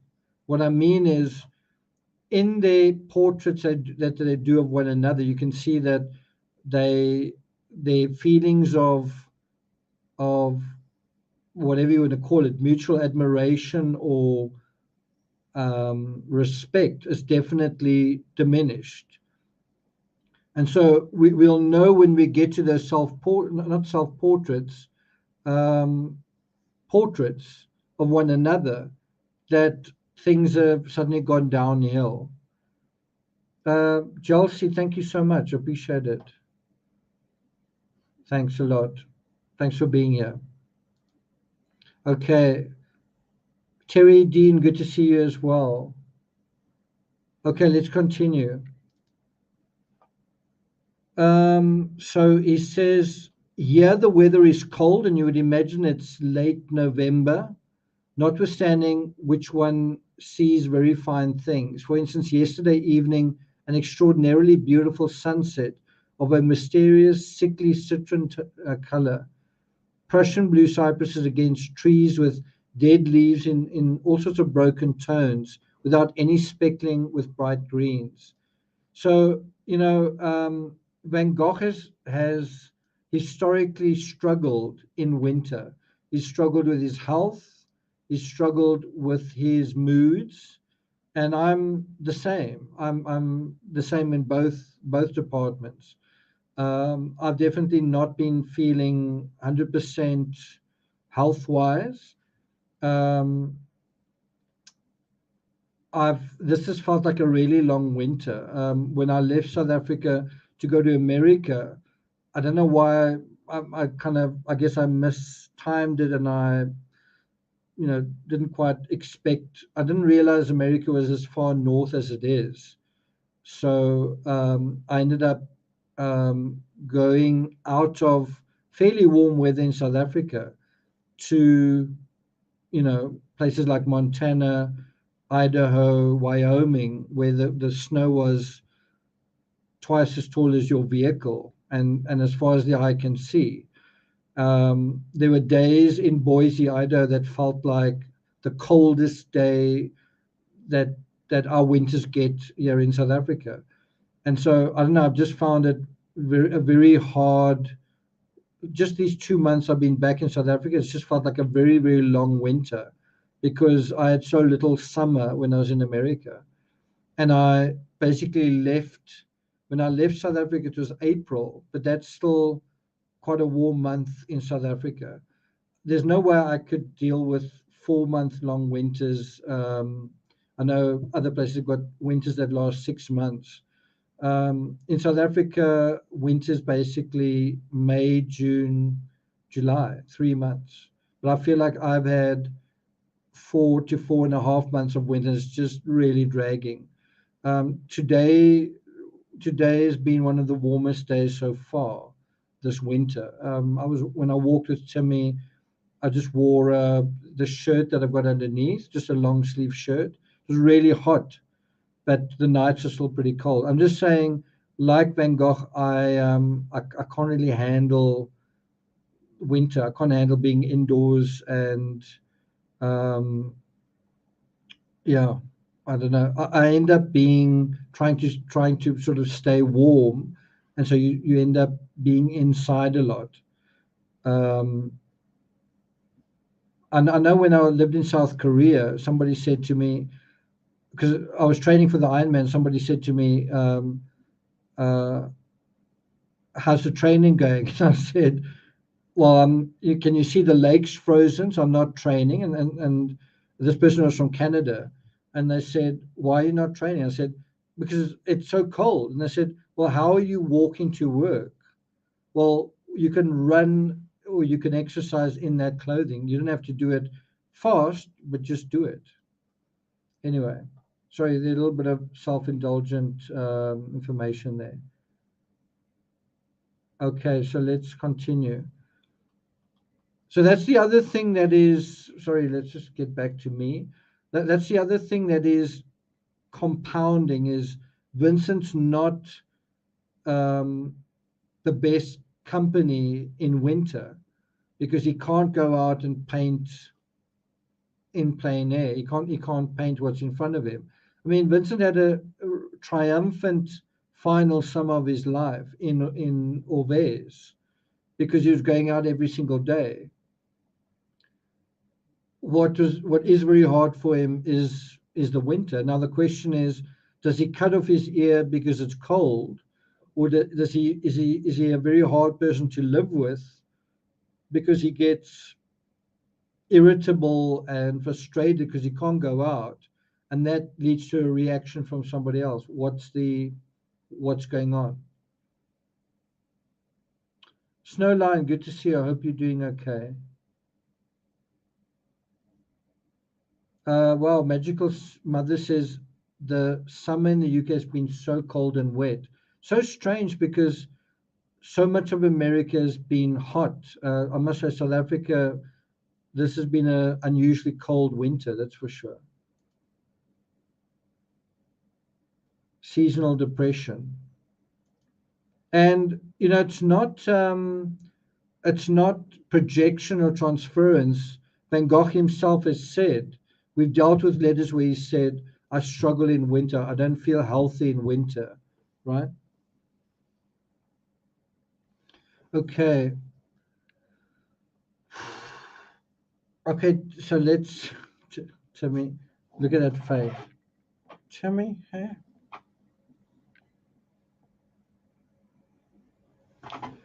Okay. Okay, so let's just finalize this letter. You cannot imagine how much it pleases me that you have painters staying with you and that you are not living all alone in your apartment. Just as it pleases me very much to have such good companies as Gauguin's. So can you see it's still a good, clean bill of health between these two artists? After more than a month, they are still getting along really well. And so now we're down to 1 month, right? Something happens in 1 month, something radical, something extreme. I shall write again soon, and once more, thanks for your kind letter. Ever yours, Vincent. What do Dehaan and Isaacson say about Monticelli? Have they seen other pictures of his than those in your house. You know that I myself still have the pretension to continue that job that Monticelli has started here. Vincent, still 35 years old at this point. Okay, next letter is the 29th of November, and then we are into December.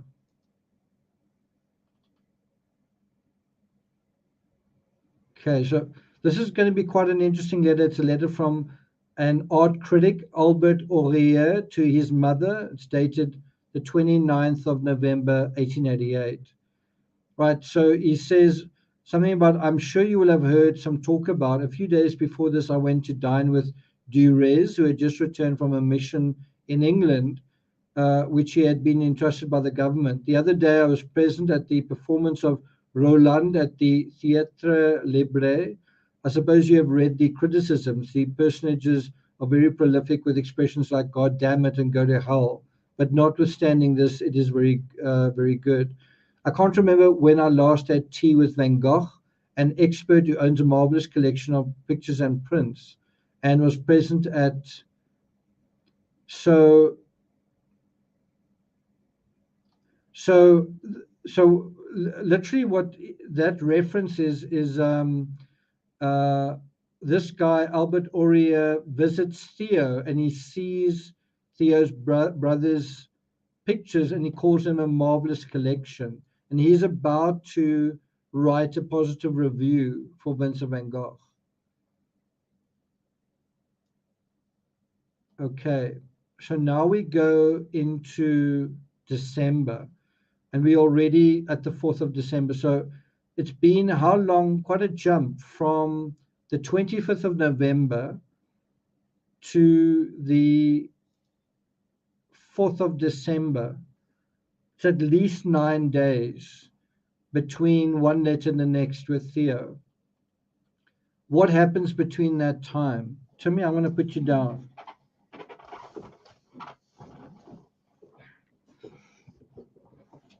By the way, Terry Dean, do you recognize this? Terry gave me this pamphlet of Kylie Rodney when we saw each other in Oregon and Washington, and I've also got this little container with the glass from Kylie's vehicle. I must say, the Kylie Rodney case is, for me, a very heartbreaking case. It's really makes me very sad. And in a way, we still haven't come to the end of it. Thanks a lot, Robbie Robin. December 4th is my birthday. Okay. It's the anniversary today. Yeah. Oh.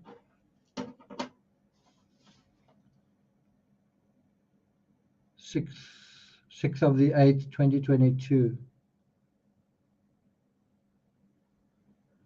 Yeah, well said.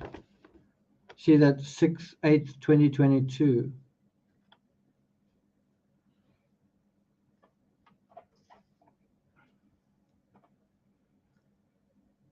Yeah, no, I'm aware of that. Definitely aware of that. Okay. So let's continue. One thing I want to say before I continue is I kind of had a thought, and it came about via the whole Long Island serial killer. And the thought was, if you imagine Gauguin and Van Gogh kind of going out in the town, right? They go to brothels. Do you think that Gauguin is paying for a certain kind of prostitute, right? And do you think Vincent is doing the same? So I just want you to imagine it's Saturday night or whatever it is, and Vincent van Gogh and Paul Gauguin go out to a particular brothel with something specific in mind. Do you think now we've just looked at the chairs in the previous picture. I think that's quite a good thing just to remind you. Okay, it's a previous one to that. This is a chair representing Van Gogh. This is a chair representing Gauguin. Do you think the prostitutes that they procure are the same, or do you think that in the same way that these chairs are different, the prostitutes are also different? What do you guys think?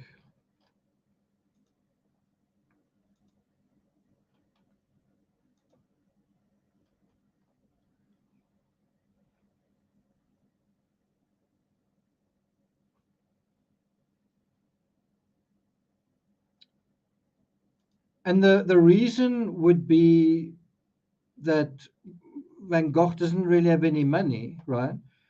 Van Gogh's budget is so much, and Gauguin's budget is totally different. And so when they go to a brothel, Van Gogh can only really afford, let's be blunt about it, the cheaper prostitutes, right?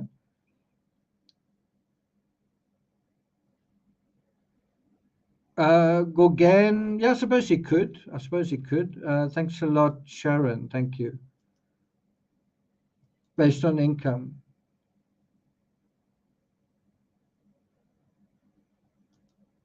It's good to hear that. So, but the point being, so if we agree that Van Gogh couldn't afford an expensive prostitute, whereas Gauguin could and he did, then what else is implied in that, right? So Mickey says, what makes them cheaper? Well, there could be a couple of things. A cheaper prostitute might be someone who's older.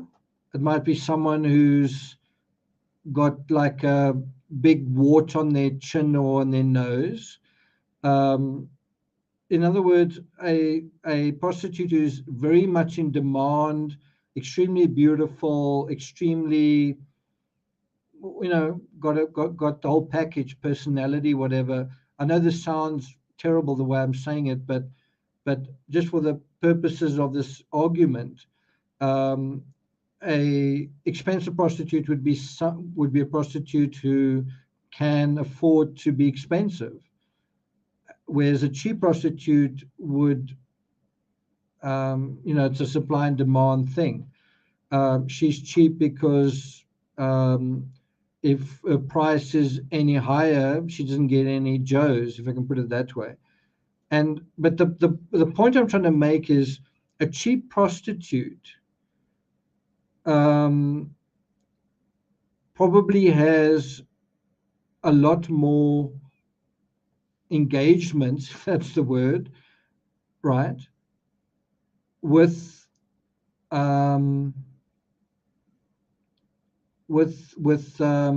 maybe not necessarily the pick of the crop guys, right? Is that a fair statement to make? What I'm trying to say is that is that the reason why Van Gogh developed such serious syphilis?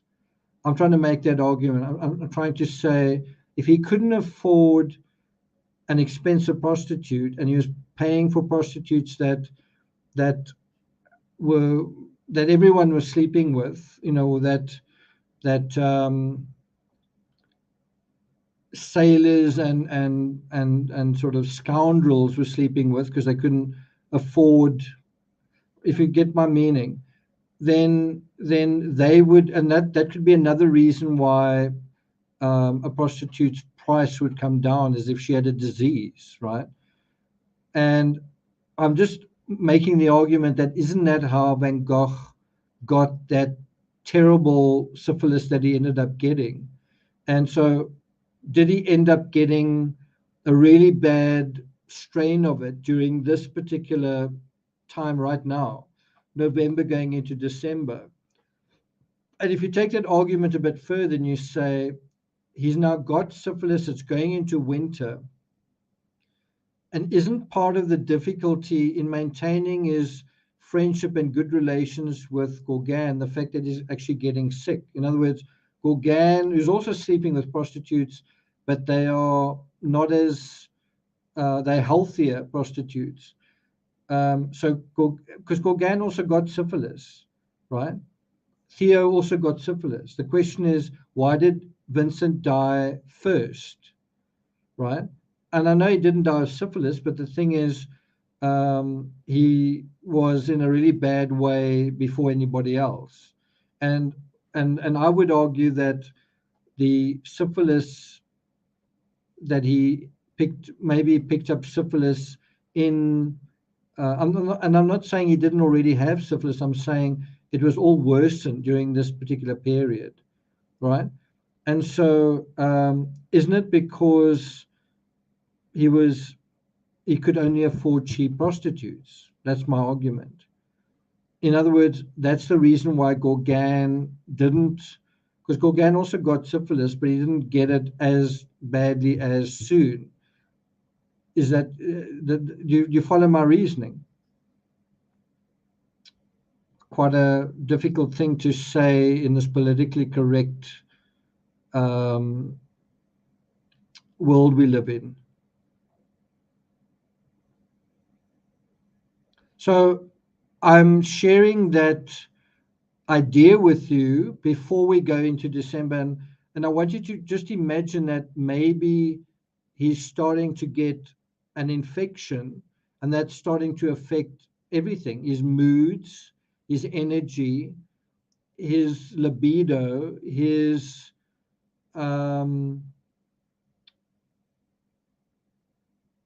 health. It's undermining him, and now he's got to be there for his honored guest. And at some point, bear in mind, by the time Gauguin actually arrived in Arles, Vincent was actually quite sick from exhaustion anyway, so he's already undermined, and now they're going into winter, right?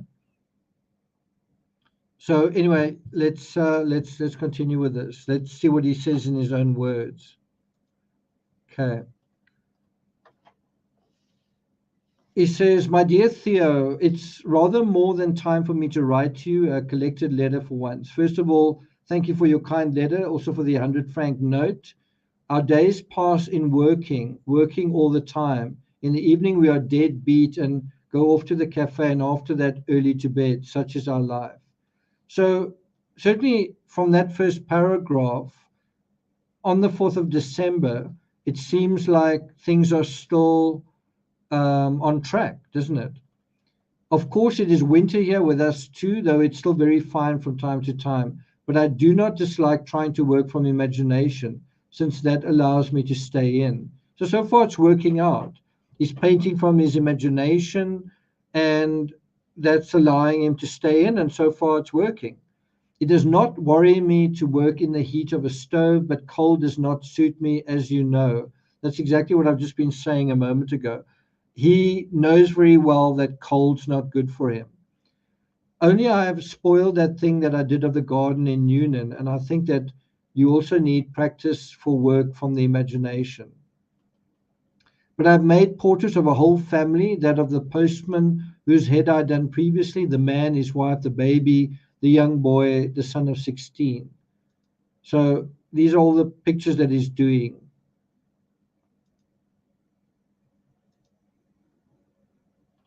That's not bad. Quite a good facial expression there.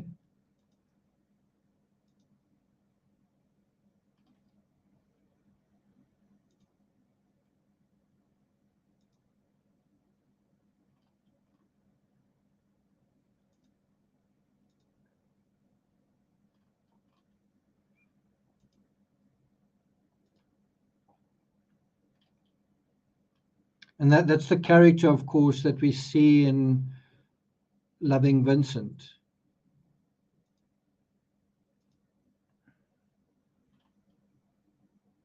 That's done quite well. All of them real characters and very French, though they look like Russians. Size 15 canvases. You know how I feel about this how I feel in my element and that it consoles me, up to a certain point for not being a doctor. I hope to get on with this and to be able to get more careful posing paid for by portraits. And if I manage to do this whole family better still, at least I shall have done something to my liking and something individual. Just now, I'm completely swamped with studies, and this will go on for quite a while. It makes such a mess that it breaks my heart, and yet it will provide me with some property when I'm 40. He's been making quite a few references to him being 40, and it's come out this has come out for the first time since Gauguin's been there. So you feel like Gauguin has said to him, give yourself 5 years or something like that. From time to time, there's a canvas which will make a picture, such as the Sower in question, which I myself think better than the first. I do think that this is better than his other Sower. If we can stand the siege, victory will come to us one day, in spite of our not being among the people who are talked about. It is rather a case that makes you think of the proverb, joy in public, sorrow at home. So again, is he despondent? Is he depressed? Is he angry? Is he indignant? No, he's optimistic. He's the same Van Gogh he's always been. What can you expect? Supposing that the fight is still before us, we must just try to mature quietly. Do those sound like the words of a guy who's completely unhinged? Do those sound like the words of someone who's going to cut his ear off? You always told me to work more for quality than quantity. Now nothing prevents us from having a good many studies labeled as such. And consequently, a whole lot of things not for sale. And if we are obliged to sell sooner or later, then let's sell at a somewhat higher price things which can hold their own from the point of view of serious effort. I think that in spite of myself, I shall not be able to refrain from sending you some canvases soon, say within a month. I say in spite of myself, for I'm convinced that canvases gain by drying thoroughly here in the south until the impasto is dry all the way through, and that takes a long time, say a year. It would certainly be better if I can refrain from sending them, for there is no need to show them at the moment. I know that well enough. Now, what's quite interesting is how much he doesn't talk about Gauguin. He's talking about his own affairs. And then there are references to Gauguin, such as this one. He says, Gauguin works a lot. I very much like a still life background and foreground yellow. He's working on a portrait of me, which I do not count among his useless undertakings, right? He says he's working on a portrait of me. And so this is where things start going pear-shaped. It's at this point that he realizes, wow, is this the way you think of me? In other words, like the portrait of Van Gogh that Gauguin paints, Van Gogh himself sees, and he realizes, is this how you see me, right?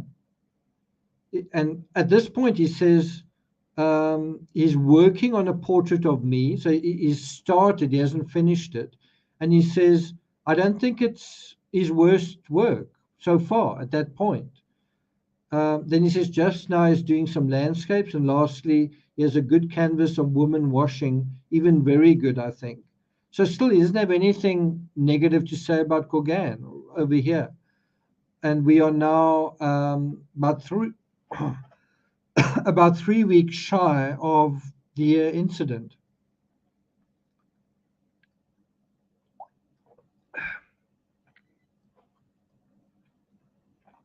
Yeah, his words are definitely rational. Okay, then he says, you were to get 2 drawings from Gauguin in return for the 50 francs you sent him in Brittany, but Mother Bernard has simply appropriated them. Speaking of stories without a name, this really is one. I think that she will give them up in the end. Mind you, in my opinion, Bernard's things are very fine, and he will have deserved success in Paris. Very interesting, your meeting Chatrian. Is he fair or dark? I want to know that, since I know the 2 portraits. Of their work, I like Mademoiselle Theresa and Léamie Fritz especially. I think there's more to find fault with in the Histoire d'un susmate, whatever, than I thought possible before. I think that we shall end up spending our evenings drawing and writing. There's more work than we can manage. So can you see still no sign whatsoever of any discord between the two of them? But we do know that at this point Gauguin is painting Vincent. You know that Gauguin is invited to exhibit at the Vingistas. He is already imagining settling in Brussels, and that certainly would be a means towards his being able to see his Danish wife again. So in all of this business that's been going on, it's easy to forget that Gauguin is actually married, is actually a father, and he's got to provide, he should be providing for his family as well, is he? And so I think Gauguin's attitude to his family give you an idea of what his attitude is like to anybody else. Is he a loving, loyal, dedicated father? Is he a loving, loyal, dedicated husband? Is he? If he isn't, then what is he? Since in the meantime he's very successful with the Arlesians, I should not consider this entirely insignificant. He is married, but he doesn't look it very much. So here you are getting a little bit of a vibe of, is there something questionable about Gauguin's moral character? Right? He says, in short, I fear that there is an absolute incompatibility of character between his wife and him, but he naturally cares more for his children, who are very pretty according to the portraits. So Gauguin seems to have shared with Vincent that he's incompatible with his own wife.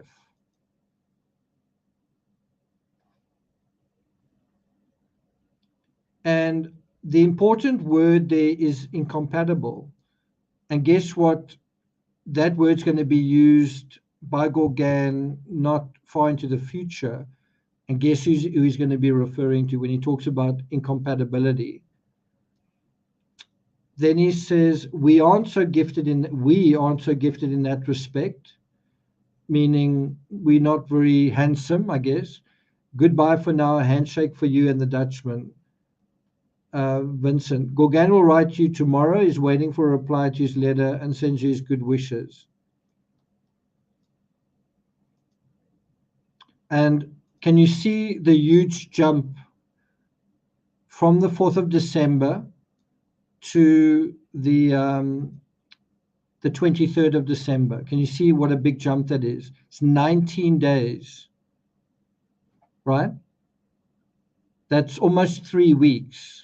And you can see that this letter ends on a bit of an ominous note. It ends where Van Gogh has been informed about some personal things, about the fact that he's married, but he doesn't look it very much. And maybe he says that to Gauguin. And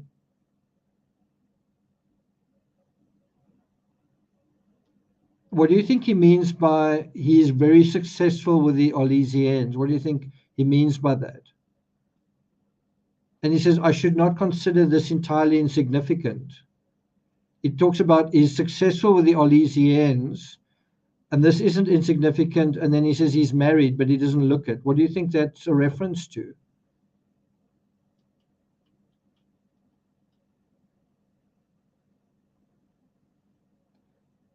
He also says here something about his being able to see his Danish wife again. It makes you wonder, did he say to Vincent, you know what, I may need to go and see my wife again? Meaning, I have to leave here because I need to go and help my wife out. And then Van Gogh might be thinking, yeah, but you're not acting like a husband. So this is a potential argument that they might have, is Gauguin may be dishonest and say something like, sorry, Vincent, I've got to go. I have to leave here. Why? Well, because I'm married, right? And I've got to go and look after my children. And then Vincent might say, yeah, but you don't act like a married man. You are going on with the Arlesians and so on. And Gauguin might say, fuck you. You don't tell me how to live. You're a loser and you're this, whatever. I I have a this is who I am. And if you don't like that, go to hell. You can imagine that is the kind of argument they could have. Where Van Gogh, just in a very naive way, might say, um, well, the way you're acting, you don't seem like you've got a family. And Gauguin might take that very personally, in part because it's true, right? He is full of himself. He is leading a double life. Okay, so now we jump to this critical letter from the 19th of December. You guys ready for this? Are you sure you want to hear this? Are you guys sure you want to hear this? Okay. My dear Theo, thank you very much for your letter, for the 100 franc note enclosed, and also for the 50 franc money order.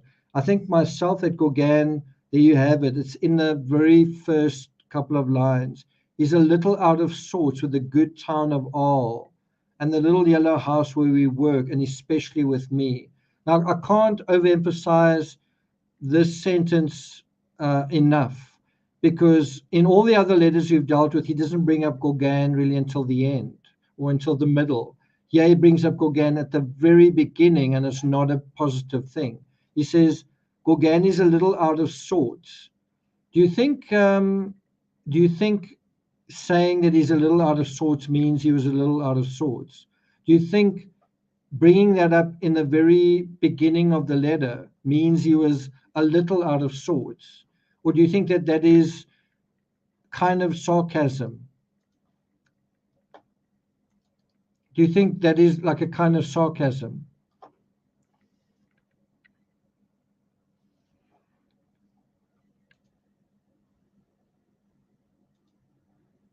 So not only does he say that he's out of sorts with with all. So it seems like Gauguin has said to Vincent, I'm done with this town. I've had enough of this town. But he's also out of sorts with the little yellow house. It's not good enough for him or whatever. In other words, if you take it separately, Gauguin was a little out of sorts with the little yellow house where we work. She's not happy with that either. And then, especially with me, he was a little out of sorts, especially with me. He doesn't like Vincent. He doesn't like the town. He doesn't like the yellow house. He doesn't like the whole shebang, right? And so, yeah, you have it. Gauguin had written to Theo that Vincent and he could not go living together in consequence of incompatibility of temper. So there it is in black and white, the same incompatibility that he spoke about with his wife is now coming about. We are totally incompatible, right? And so this is, look at the date, December 23rd. At this point, Van Gogh has still got his ear, right? His left ear. And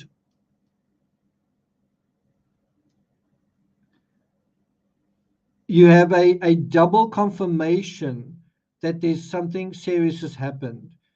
Actually, triple confirmation. The confirmation is that it's been about 3 weeks since Vincent's written a letter. This is the longest gap in many, many months between one letter and the next. It's maybe even years. It's been 3 weeks that he hasn't written a letter to his brother, right? And the first thing he basically says to his brother is that Gauguin is a little out of sorts. It's a bit of a it's a bit of a euphemism. Clearly, Gauguin is pissed off. Clearly, Gauguin is on the warpath, and that is the way he represents it. with a very soft way of expressing it.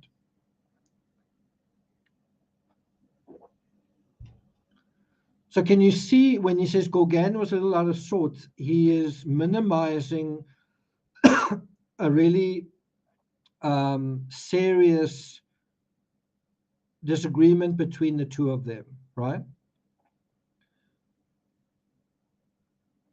Whereas Gauguin, instead of Gauguin minimizing it, Gauguin is very dramatic. Gauguin says, I can't carry on living with this guy. And he says,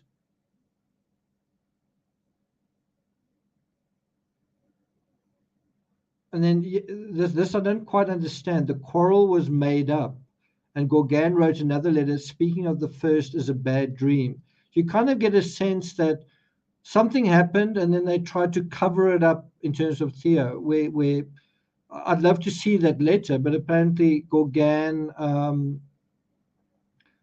wrote another letter and said that the quarrel was just a bad dream. It didn't really happen. Do you believe that? Excuse me. Well, that's a bit of a. I wonder if we can get hold of that letter.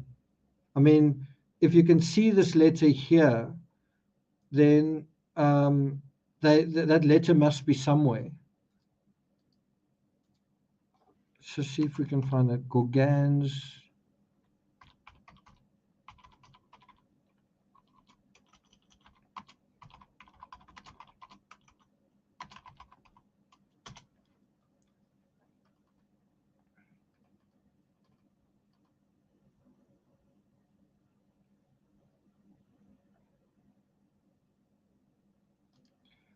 So this is a different.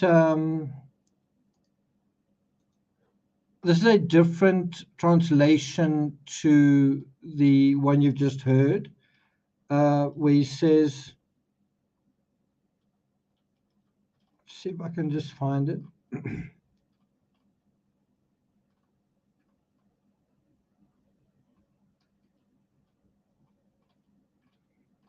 Sorry, we need to.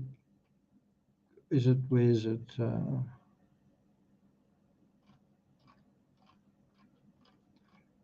Sorry, I just need to keep going through here. 8th of August.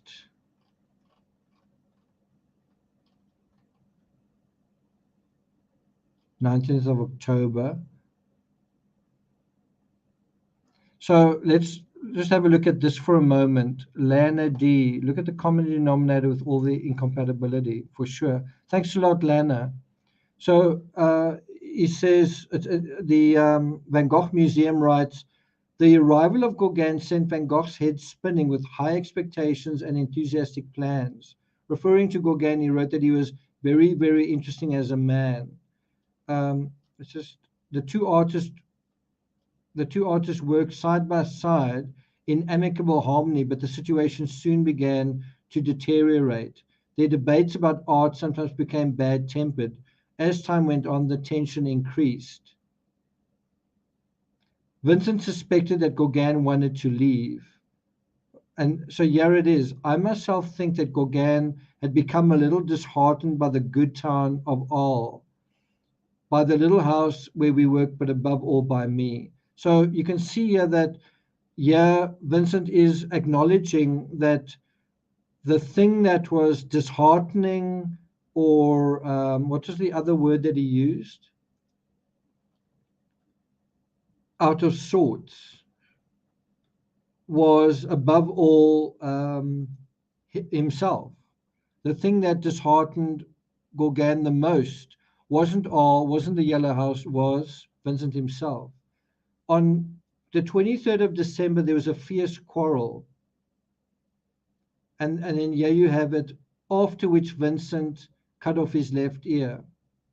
Now, if you ask me, does that sound like someone who is extremely emotional? Now, you've got to think about it like this. Both of these artists have had a argument, and so does Vincent write to his brother, and he is spitting with anger and resentment, and he's just like bloodthirsty and extremely agitated, right? Because those are the words of this website. He was in profound agitation, right? Can you guys see that? He was in profound agitation. Well, here's the letter. Is he in profound agitation if he says Gauguin was a little out of sorts? If he was in profound agitation, I think he would have said, Jeepers, Theo, Gauguin is totally lost his shit.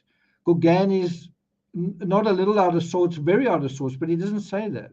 He says he was a little out of sorts with the good tone of all this kind of he seems to be laughing at it. He seems to be making light of it, right?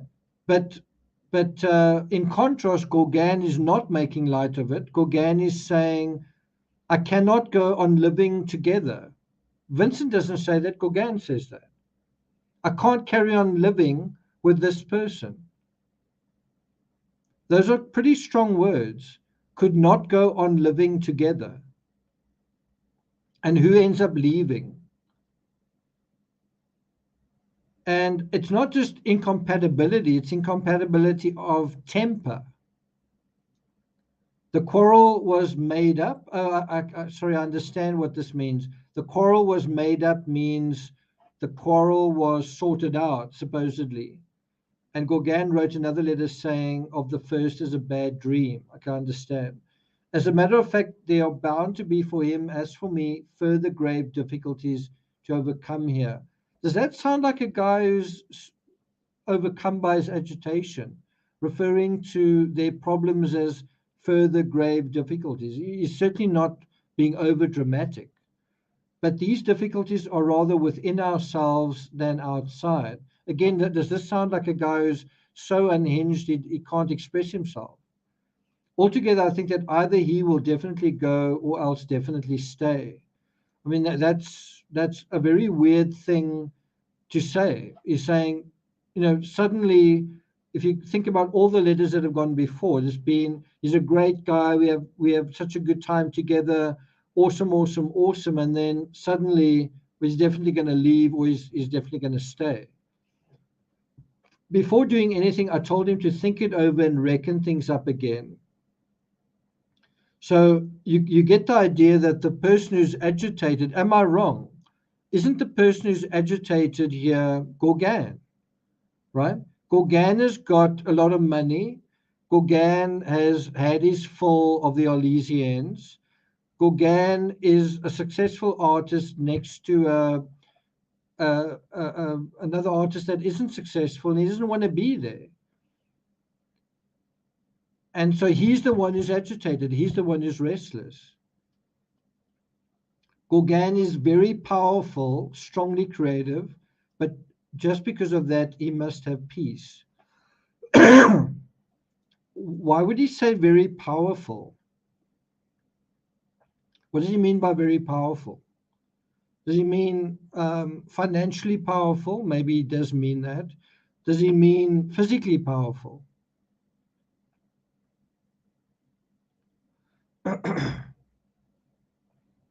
And then, sorry, I'm going to need to go and get some more water. I'm going to just need to take a break.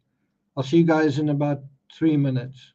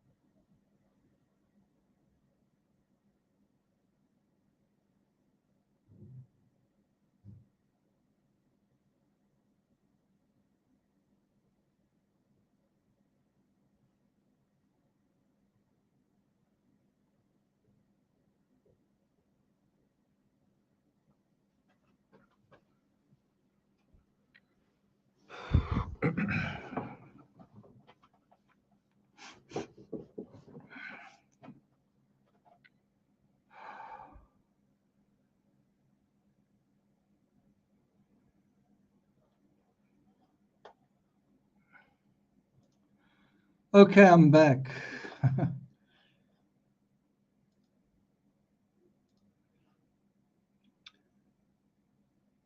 What do you think very powerful means here? Does it mean financially powerful? What does it mean? That he's very influential? Does it mean that Van Gogh actually feels threatened in some way? That he feels, what's the word, weak in comparison in some way? Does it mean that he, as a man, is a lot more powerful? I'm talking about a man with women and a man amongst other men, right? I'm waiting for him to make a decision with absolute serenity. Does that sound like, these are his own words, does that sound like he himself is agitated? Does that sound like he's being argumentative? Like he's basically saying, I'm waiting for him to decide what he wants to do. He's not saying, I will argue with him until he changes his mind. Well, I'm desperate that he doesn't leave. I'm going to try and convince him. Deborah, good to see you here. A good handshake, Vincent, and then here you have it. So this is the this is what happens just before he loses his ear, right? And the last words that he says in his letter to Theo are, I'm waiting for him to make a decision with absolute serenity. Does he say anywhere here, I feel so betrayed, I feel so disappointed, I'm so upset, I'm so despairing, I can't bear for Gauguin to go? Here he is, he's very aware that Gauguin may leave, but I hope that he stays. He describes Gauguin just as a little out of sorts. And there you have it. On the following day, December 24, a telegram arrived from Gauguin that called Theo to Arles. Vincent, in a state of terrible excitement and in a high fever, had cut off a piece of his own ear and taken it as a present to a woman in a brothel. There had been a violent scene. Roulon, the postman, managed to get him home, but the police intervened, found Vincent bleeding and unconscious in bed, and sent him to the hospital. Theo found him there, poor fighter and poor sufferer, and stayed over Christmas. Gauguin went back with Theo to Paris. By December 31, the news was better, and on January 1st, Vincent wrote letter 566 in pencil. Now, here's a reference. Some of the above note by Jovan Gogh Bonga is doubtful. Roulon would not have left his friend bleeding. Most probably, Vincent found his own way home. The police only arrived the next morning, which is inexplicable, considering that Vincent was well known both at the brothel and by the gendarmes as the police, whose station was just across the road from the house. So here you have an admission that the version given by Gauguin doesn't make any sense. In other words, the version given by Gauguin to Theo, which Theo then told Joe about, right? So you literally have a story surrounding Van Gogh losing his ear. And the story is that Vincent was in a state of terrible excitement. Well, he's just said, I'm in absolute serenity. And in a high fever, cut off a piece of his own ear and took it as a present to a woman in a brothel. There was a violent scene. Had there been violent scenes before? Had Vincent expressed terrible excitement in any of his letters? Why is there no reference in this whole story to Gauguin? If you look at this, Vincent was in a state of terrible excitement about what? And in a high fever, okay, he cut off his own ear and gave it as a present to a woman in a brothel. Why? And so what seems to be missing is, didn't Gauguin and Vincent argue? So why is that not mentioned here? then here it says, Roulin, the postman, managed to get him home, but the police intervened, found Vincent bleeding and unconscious in bed, and sent him to the hospital.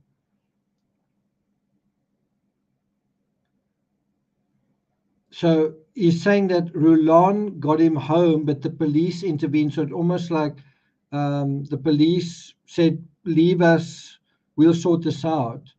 But what actually happened is Vincent found his own way home. How does that happen? How does he end up going home alone? Well, only if he's argued with Gauguin.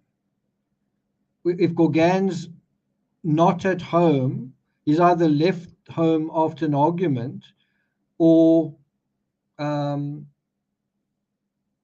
he left home and Van Gogh then confronted him wherever, and they had the argument there. But the point is there was an argument. So why is an argument not being acknowledged in this version of events? So you have this story here where he talks about we have an incompatibility of temper, right? And then the next thing, Van Gogh loses his ear, but then he's not, where's the incompatibility of temper now? Oh no, he's just not part of the story at all. And you have this archive acknowledging that the story doesn't really make a lot of sense. The police only arrived the next morning, which is inexplicable. Why did the police take so long to get there? Why didn't his friend, Gauguin, his housemate, a little bit like Amanda Knox and Meredith Kercher, why weren't the police summoned earlier than they were? Why were they summoned? Why did they only arrive as late as they did arrive? Can you see how this isn't like some kind of pathetic scenario where you say, oh, I actually think Van Gogh didn't cut his ear off. It doesn't make sense that he cut his ear off. It does make sense that he was arguing with someone who didn't want to be there, and that argument then led to this situation. Again, you must think about this idea that the world has accepted Van Gogh as this agitated, nervous, troubled, mentally ill person. How do you think that narrative got its start?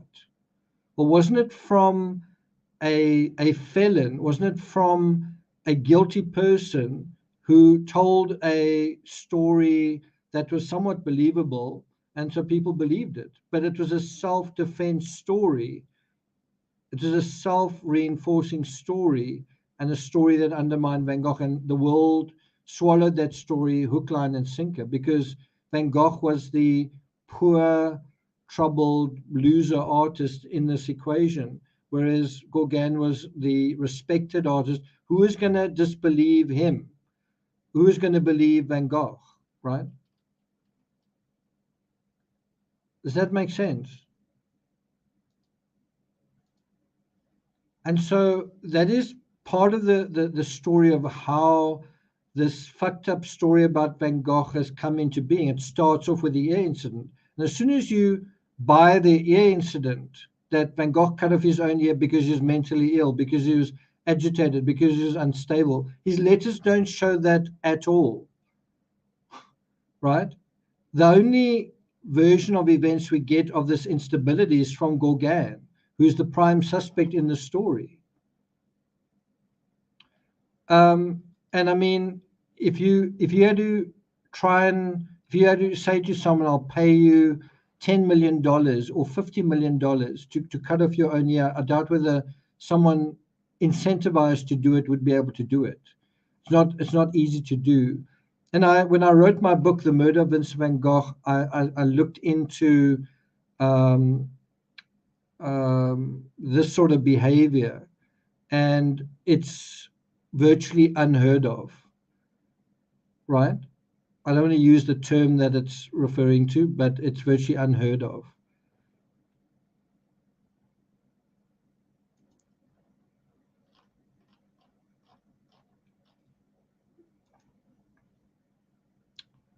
And so we now go to the second half of December. This is a letter from Vincent to Theo. And this just gives us a little bit more context, right? Let's go over here. So, my dear Theo, Gauguin and I went yesterday to Montpellier to see the museum there, and especially the Brias room. There are a lot of portraits of Brias by Delacroix, blah, blah, blah, blah, blah, blah. Then he says, wherever I touch the earth, a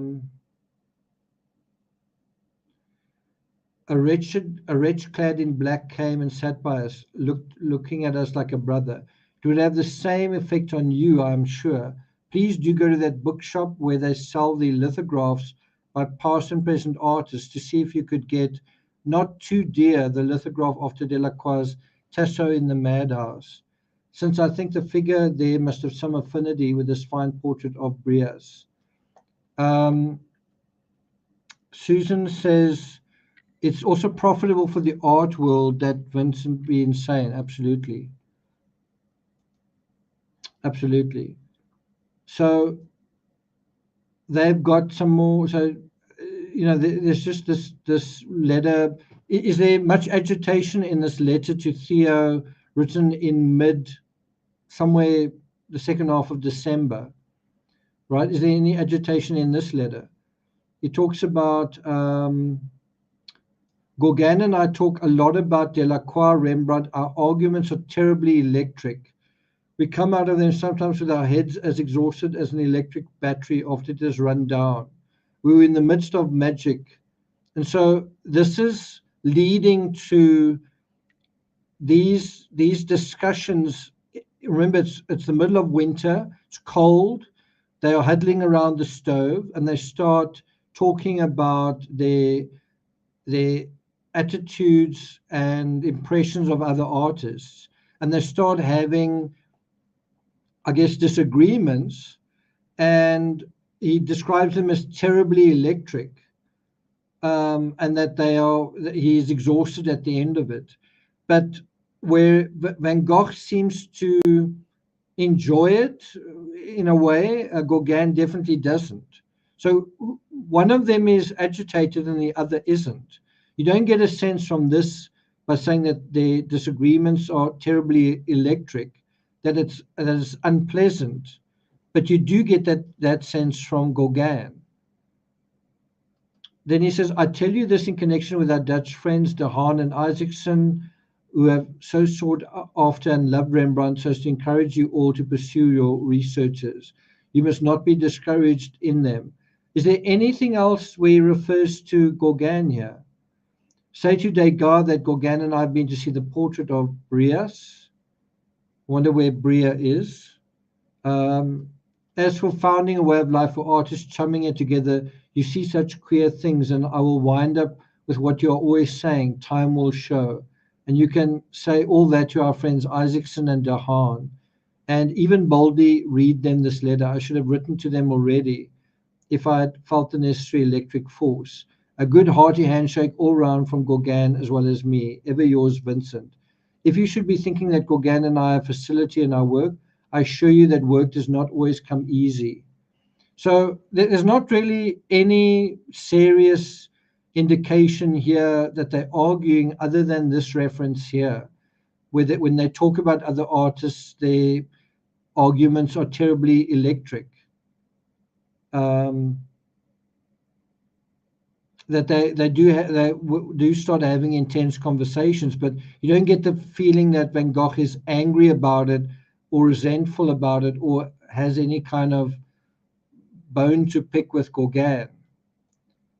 Let's have a look at the next letter. So this is the postman Joseph Rouland's letter to Theo from Arles, the 26th of December, and this will be the last letter we deal with. It's not very long. Monsieur Gauch, this is to Theo. I have been to see your brother Vincent. I promised to tell you what I thought of him. I'm sorry to tell you that I think he is lost. Not only is his mind affected, but also he is very weak and despondent. He recognized me, but did not show any pleasure at seeing me, and didn't ask about any member of my family, nor anyone else that he knows. When I left him, I told him that I would come back to see him. He replied that we would meet again in heaven. And from his manner, I understand that he was saying a prayer. Now, I must say, this is very strong evidence, if you will, of someone who seems like he doesn't want to live. But think about what had just happened. He was near death at this point. Van Gogh very nearly bled to death. I think it was Christmas night. And one's also got to ask, why did this happen on that particular time? Well, isn't the answer because that's when there are revelries, when people drink more than usual, right? When he says he recognized me but did not show any pleasure at seeing me, well, that was because he was very weak and despondent. He's very weak because he'd lost so much blood, and he was despondent. He basically was barely alive. I don't think that's a sign of him being in a bad mood or whatever. I think it's just someone who's doesn't have much life left in him, and it's a broken man. I think he was. You can imagine if you are stabbed or attacked, that you will feel pretty broken. But you can definitely interpret this in another way and say, didn't this postman see something that was real? In other words, where he says his mind is affected, you know. But my question then is, why is his mind affected for the first time now in this letter? And isn't that what Gauguin said to Roulin? In other words, Gauguin said, "Cheapest, this guy's lost his head," and Roulin has basically accepted that. He's a postman. He's not a doctor. He's not a very sophisticated guy, right? And you can imagine that after investing so much in this whole project, it's gone like this. In an instant, all of that work, all of those dreams, all of that promise is just gone, wiped out. You would imagine he would feel lost. You would imagine he would feel totally disoriented, like, how did that happen?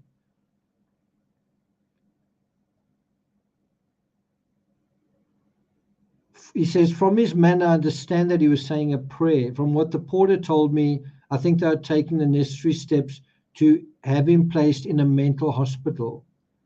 Now, you can imagine if the story came out that he cut off his own ear, then he would go to a mental hospital. He would go to a hospital for people with mental problems, right? And that then raises this really critical question. And the question is, if Gauguin cut off his ear, why not say so? If Gauguin cut off Van Gogh's ear, why not say so? Why not say, Gauguin did it. He cut off my ear. I don't know why I didn't do anything wrong. Why not say that? Well, isn't the answer because he's the kind of guy who gave the best room to Gauguin? He's the kind of guy who had hero worship Gauguin all along. He's the kind of guy who, if Gauguin said, this is really important, if Gauguin said to Theo, to the postman, to the police, to anybody, Vincent cut off his own ear, Vincent would say, yeah, I did. In other words, if Gauguin said that Vincent did X, then Vincent would say, yeah, I did X, right? Why? Because Vincent, despite everything, wants to preserve his relationship with Gauguin. Despite everything, Vincent wants to preserve Gauguin's relationship with Theo and Theo's relationship with Gauguin, right? Bear in mind, Vincent is at the mercy. He is living on the charity of his brother. And so if his brother, if there's a situation where Vincent says, Gauguin cut my ear off, then that's the end of the relationship between Theo and Gauguin. and maybe there's even going to be some kind of prosecution. Where's that going to leave Vincent? He's going to have to basically abandon his adventure if he tells the truth. Whereas if he says, I cut off my own ear, well, then he's now taking responsibility, and then it's damage control, right? It's a little bit like the Moab incident. If Gabby takes responsibility for what's happened, then she gets to go on her continue her van life journey. No one else needs to get into trouble. I'll just deal with this and we can just carry on. Does that make sense? Do you think that that's likely, or do you think, you know what, I think he did cut off his ear? What do you guys think? Let's have a quick vote. There are 28 people in chat. If you think Vincent cut off his ear after what we've dealt with so far, bear in mind we've got to deal with the letters following this, and also the letters from Gauguin to Vincent and from Vincent to Gauguin following this. So that's, we also got to deal with the aftermath. But where we are right now, let's look at what you guys think. How many of you guys think Vincent did cut off his ear, those that have been following this? If you think Vincent cut off his ear, put a V.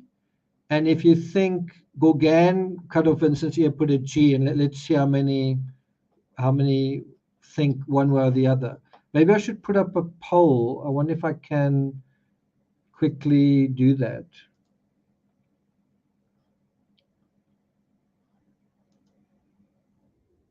So don't vote. Let me quickly put up a poll. Oh, wow, I just see G, G, G, G, G. Okay. So I think I've done my work then. Do you think Vincent cut off his ear, or did Gauguin cut it off?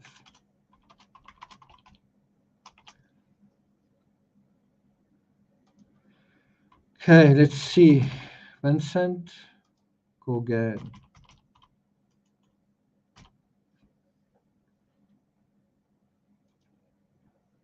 Did I spell it right?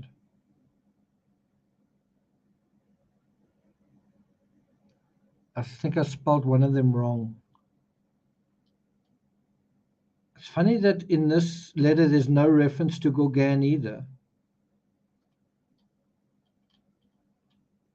Oh, there it is. My family sends their greetings to Gauguin. Sorry, I think I got the first.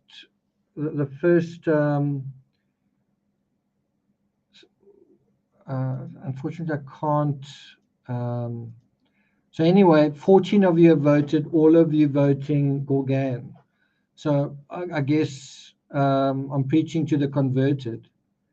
Is there anyone who says that Vincent cut off his own ear? Thanks a lot, Mickey. Is there anyone here who thinks that Vincent cut off his own ear? You're allowed to disagree. Thanks a lot, Terry.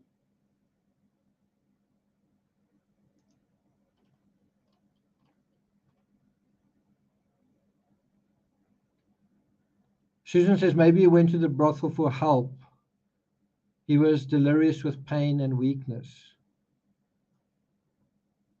That definitely is a riddle.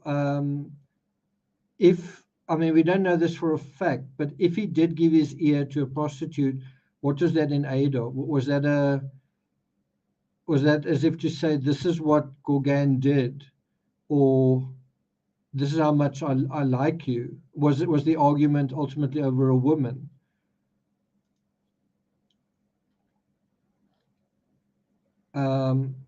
Shall we? Is there anything else you want to look at? So let's just do the final letters in December.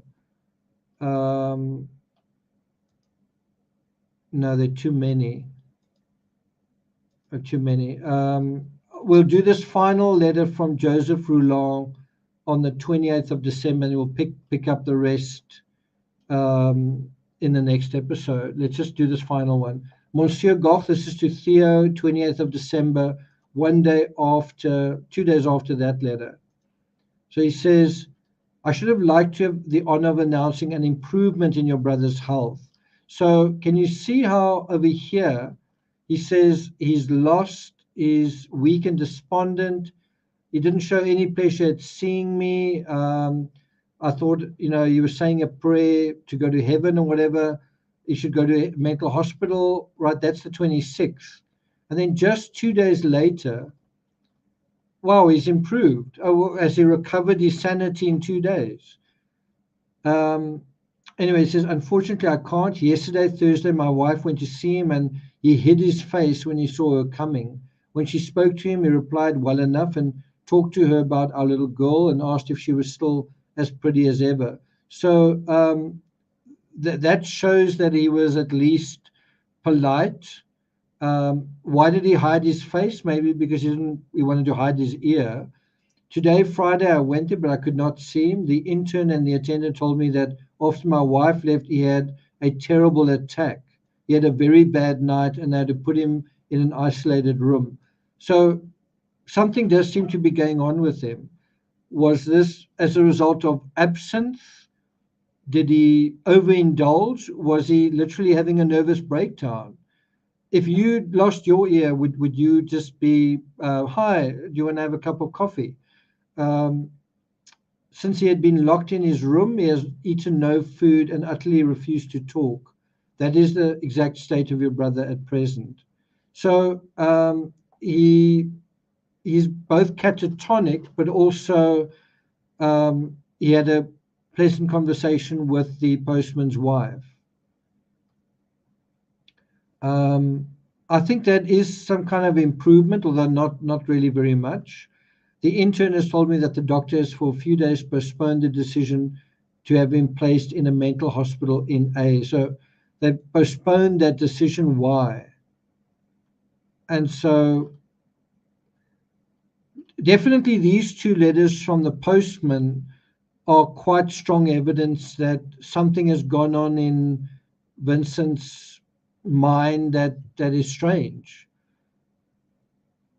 And what is that? And we'll get some clarity from the doctor in the very next thing. It's a letter from Felix Ray, and we'll deal with um, that letter in Van Gogh Letters 69, where he says, "I'll give you the latest on the state of your brother."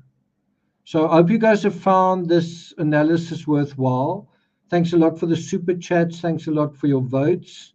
Just want to see if there are any votes. I see 5% have voted Vincent. Okay.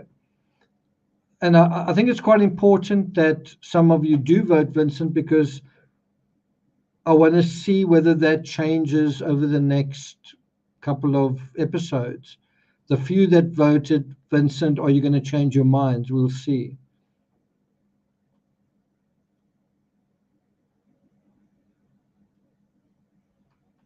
I would love to find you the letter Gauguin writes to. I wonder if I've got it here.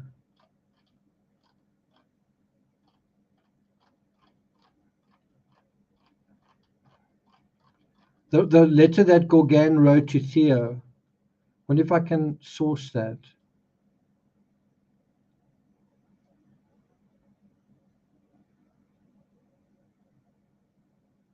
Albert Aurier.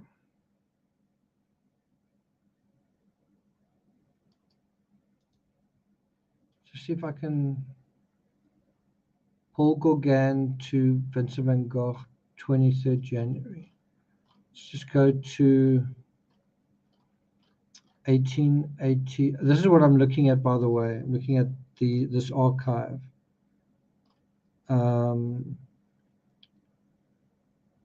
To Paul Gauguin. Okay, so it's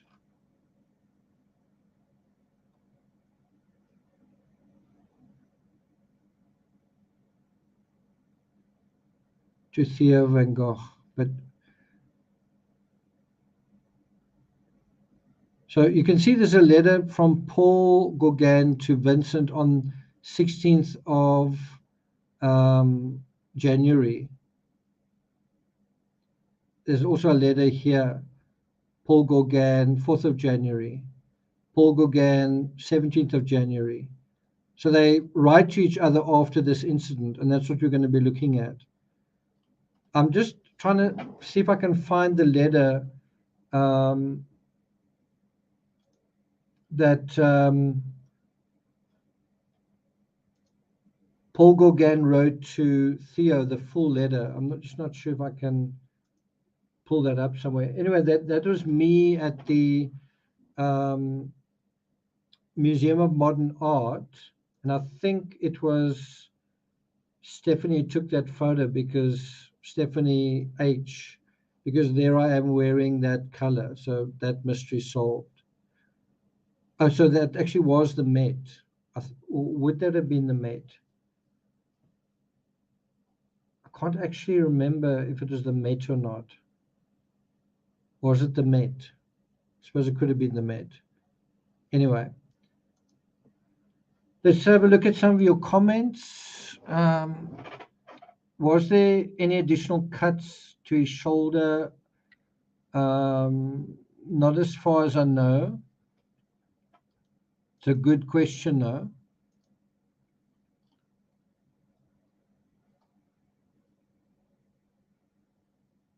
Thanks a lot, Robbie Robin. Lynn Lippy says these lives are always worthwhile. I hope so. It's quite a. I'm quite happy to see our class back. We're usually about 30 people, so I'm quite happy after missing about, what is it, a week and a half, that class has come back. It's good to see you all. Maureen says, sorry I was late to the chat. I'm looking forward to replaying back to the beginning. I love Team Peachtree chats. Cool. That is the Met, okay. Because when we went through, I'm talking about Stephanie H. When we went to the Met and then the Museum of Modern Art, like within an hour of one another. It was like we basically jogged through both art galleries. I think we went through the Met second, and it was just before it closed. Anyway, yeah, you can actually see the pamphlet I'm holding. You can see the pamphlet I'm holding in my hand there. Anyway, okay. Thanks a lot, guys, for being here. I feel like I want to acknowledge Kylie Rodney, on the anniversary of her disappearance and death. I just feel like it's really opening a can of worms. I'm not really a drama channel, but there's a lot of drama attached to that whole thing. It just seems that you are more lacking integrity if you don't acknowledge it than if you do.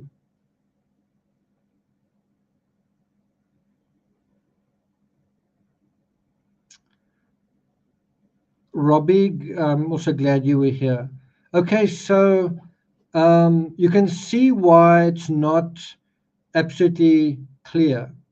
There's if you go through all the letters, you can see how Van Gogh is very lucid and level-headed, and then at the moment that this happens, he suddenly insane, right? And I think that's really important to bear in mind, is because we know about this psychological continuity in true crime. You don't just cut your ear and then you're insane. You had to have something leading up to that. And one thing that surprised me in this was I thought we were going to see the self-portraits of um, uh, Gauguin and Vincent, and we didn't see them. I'm not quite sure why, but I'll show them to you at some point. But certainly when Vincent saw the portrait that Gauguin did, he was insulted. And let me show you that just before we sign off. Gauguin portrait of Van Gogh.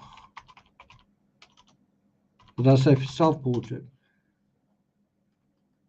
This is the portrait that Gauguin did of Van Gogh. How would you feel if you were Vincent, and you that was how Gauguin depicted you? Do you think that that is a complementary picture?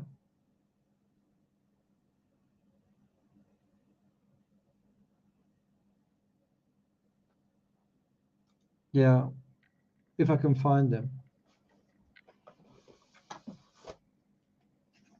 Do you think that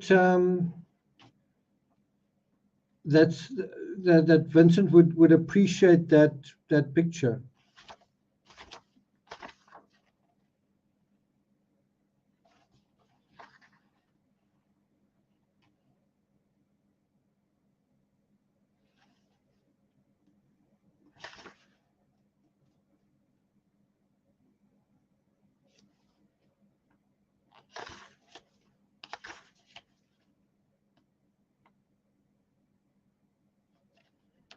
I'm trying to find a letter to Theo from Gauguin, and I'm not sure if I can.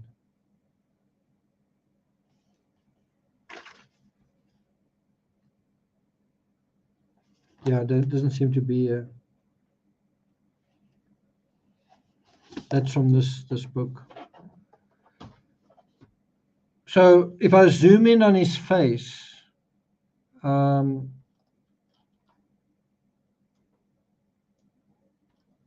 it kind of seems to show a prudish person. And why is his nose red? Do you think his nose is red because he drinks a lot? Why, his nose seems to be redder than necessary.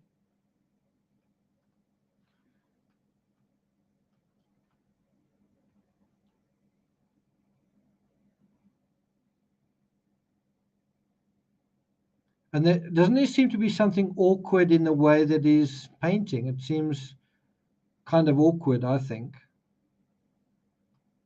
Anyway, that is the picture that Gauguin does of Vincent. And let's just quickly look at the one that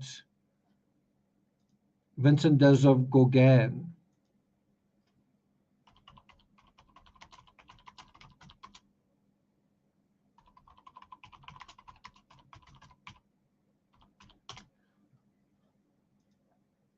This is the I guess potentially the response.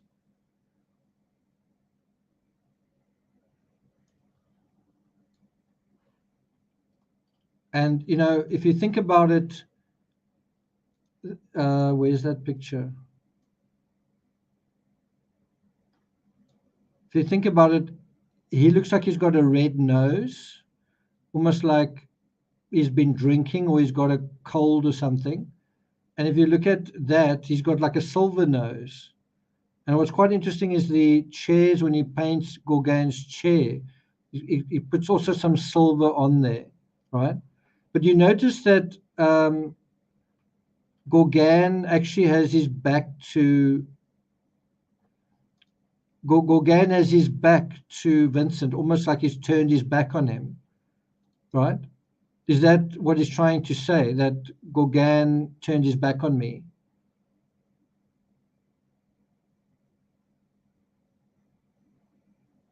And I don't know what this line here represents. Is it supposed to show that he's got two sides to himself? Is that what that line's about? Also, his chin is sort of up in the air like that, like he's a prude, or he's got a high opinion of himself. I don't know.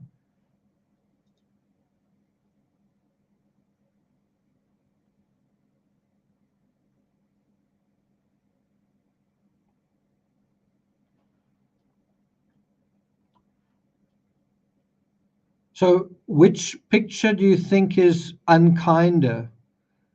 This one is showing Van Gogh in a certain way, Meanwhile, this one seems to be a response to that, where he's not really being unkind. He's simply just saying, wow, he's turned his back on me. Which one is more aggressive, would you say? Or was Van Gogh simply very sensitive when he saw this picture?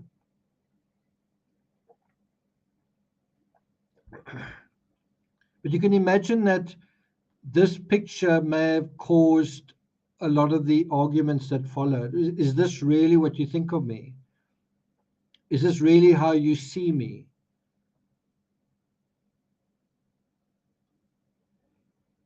And then that's the response.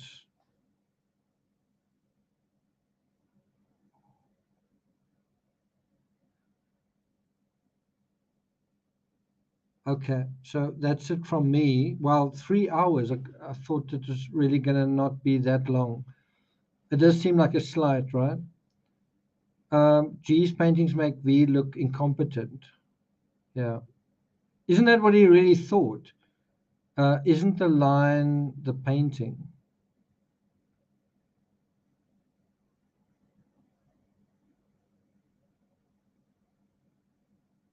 The line could be the edge of the canvas. You mean over there? No, I don't think so.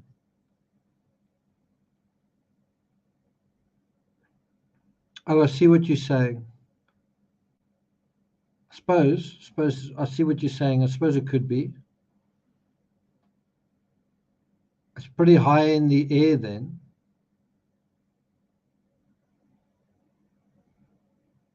But that is possible. Okay. So let's have a look at the last look at the poll. 20 of you have voted. 95% say, I think Gauguin cut off Vincent's ear. We'll see if that changes over time. As we deal with more information, maybe you feel, you know what? I think he did cut off his own ear. Because bear in mind, from here on out, he's going to the asylum. And he is going to be struggling with his mental health.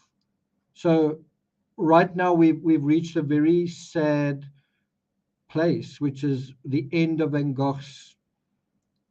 He was on a roll, and that is now ended.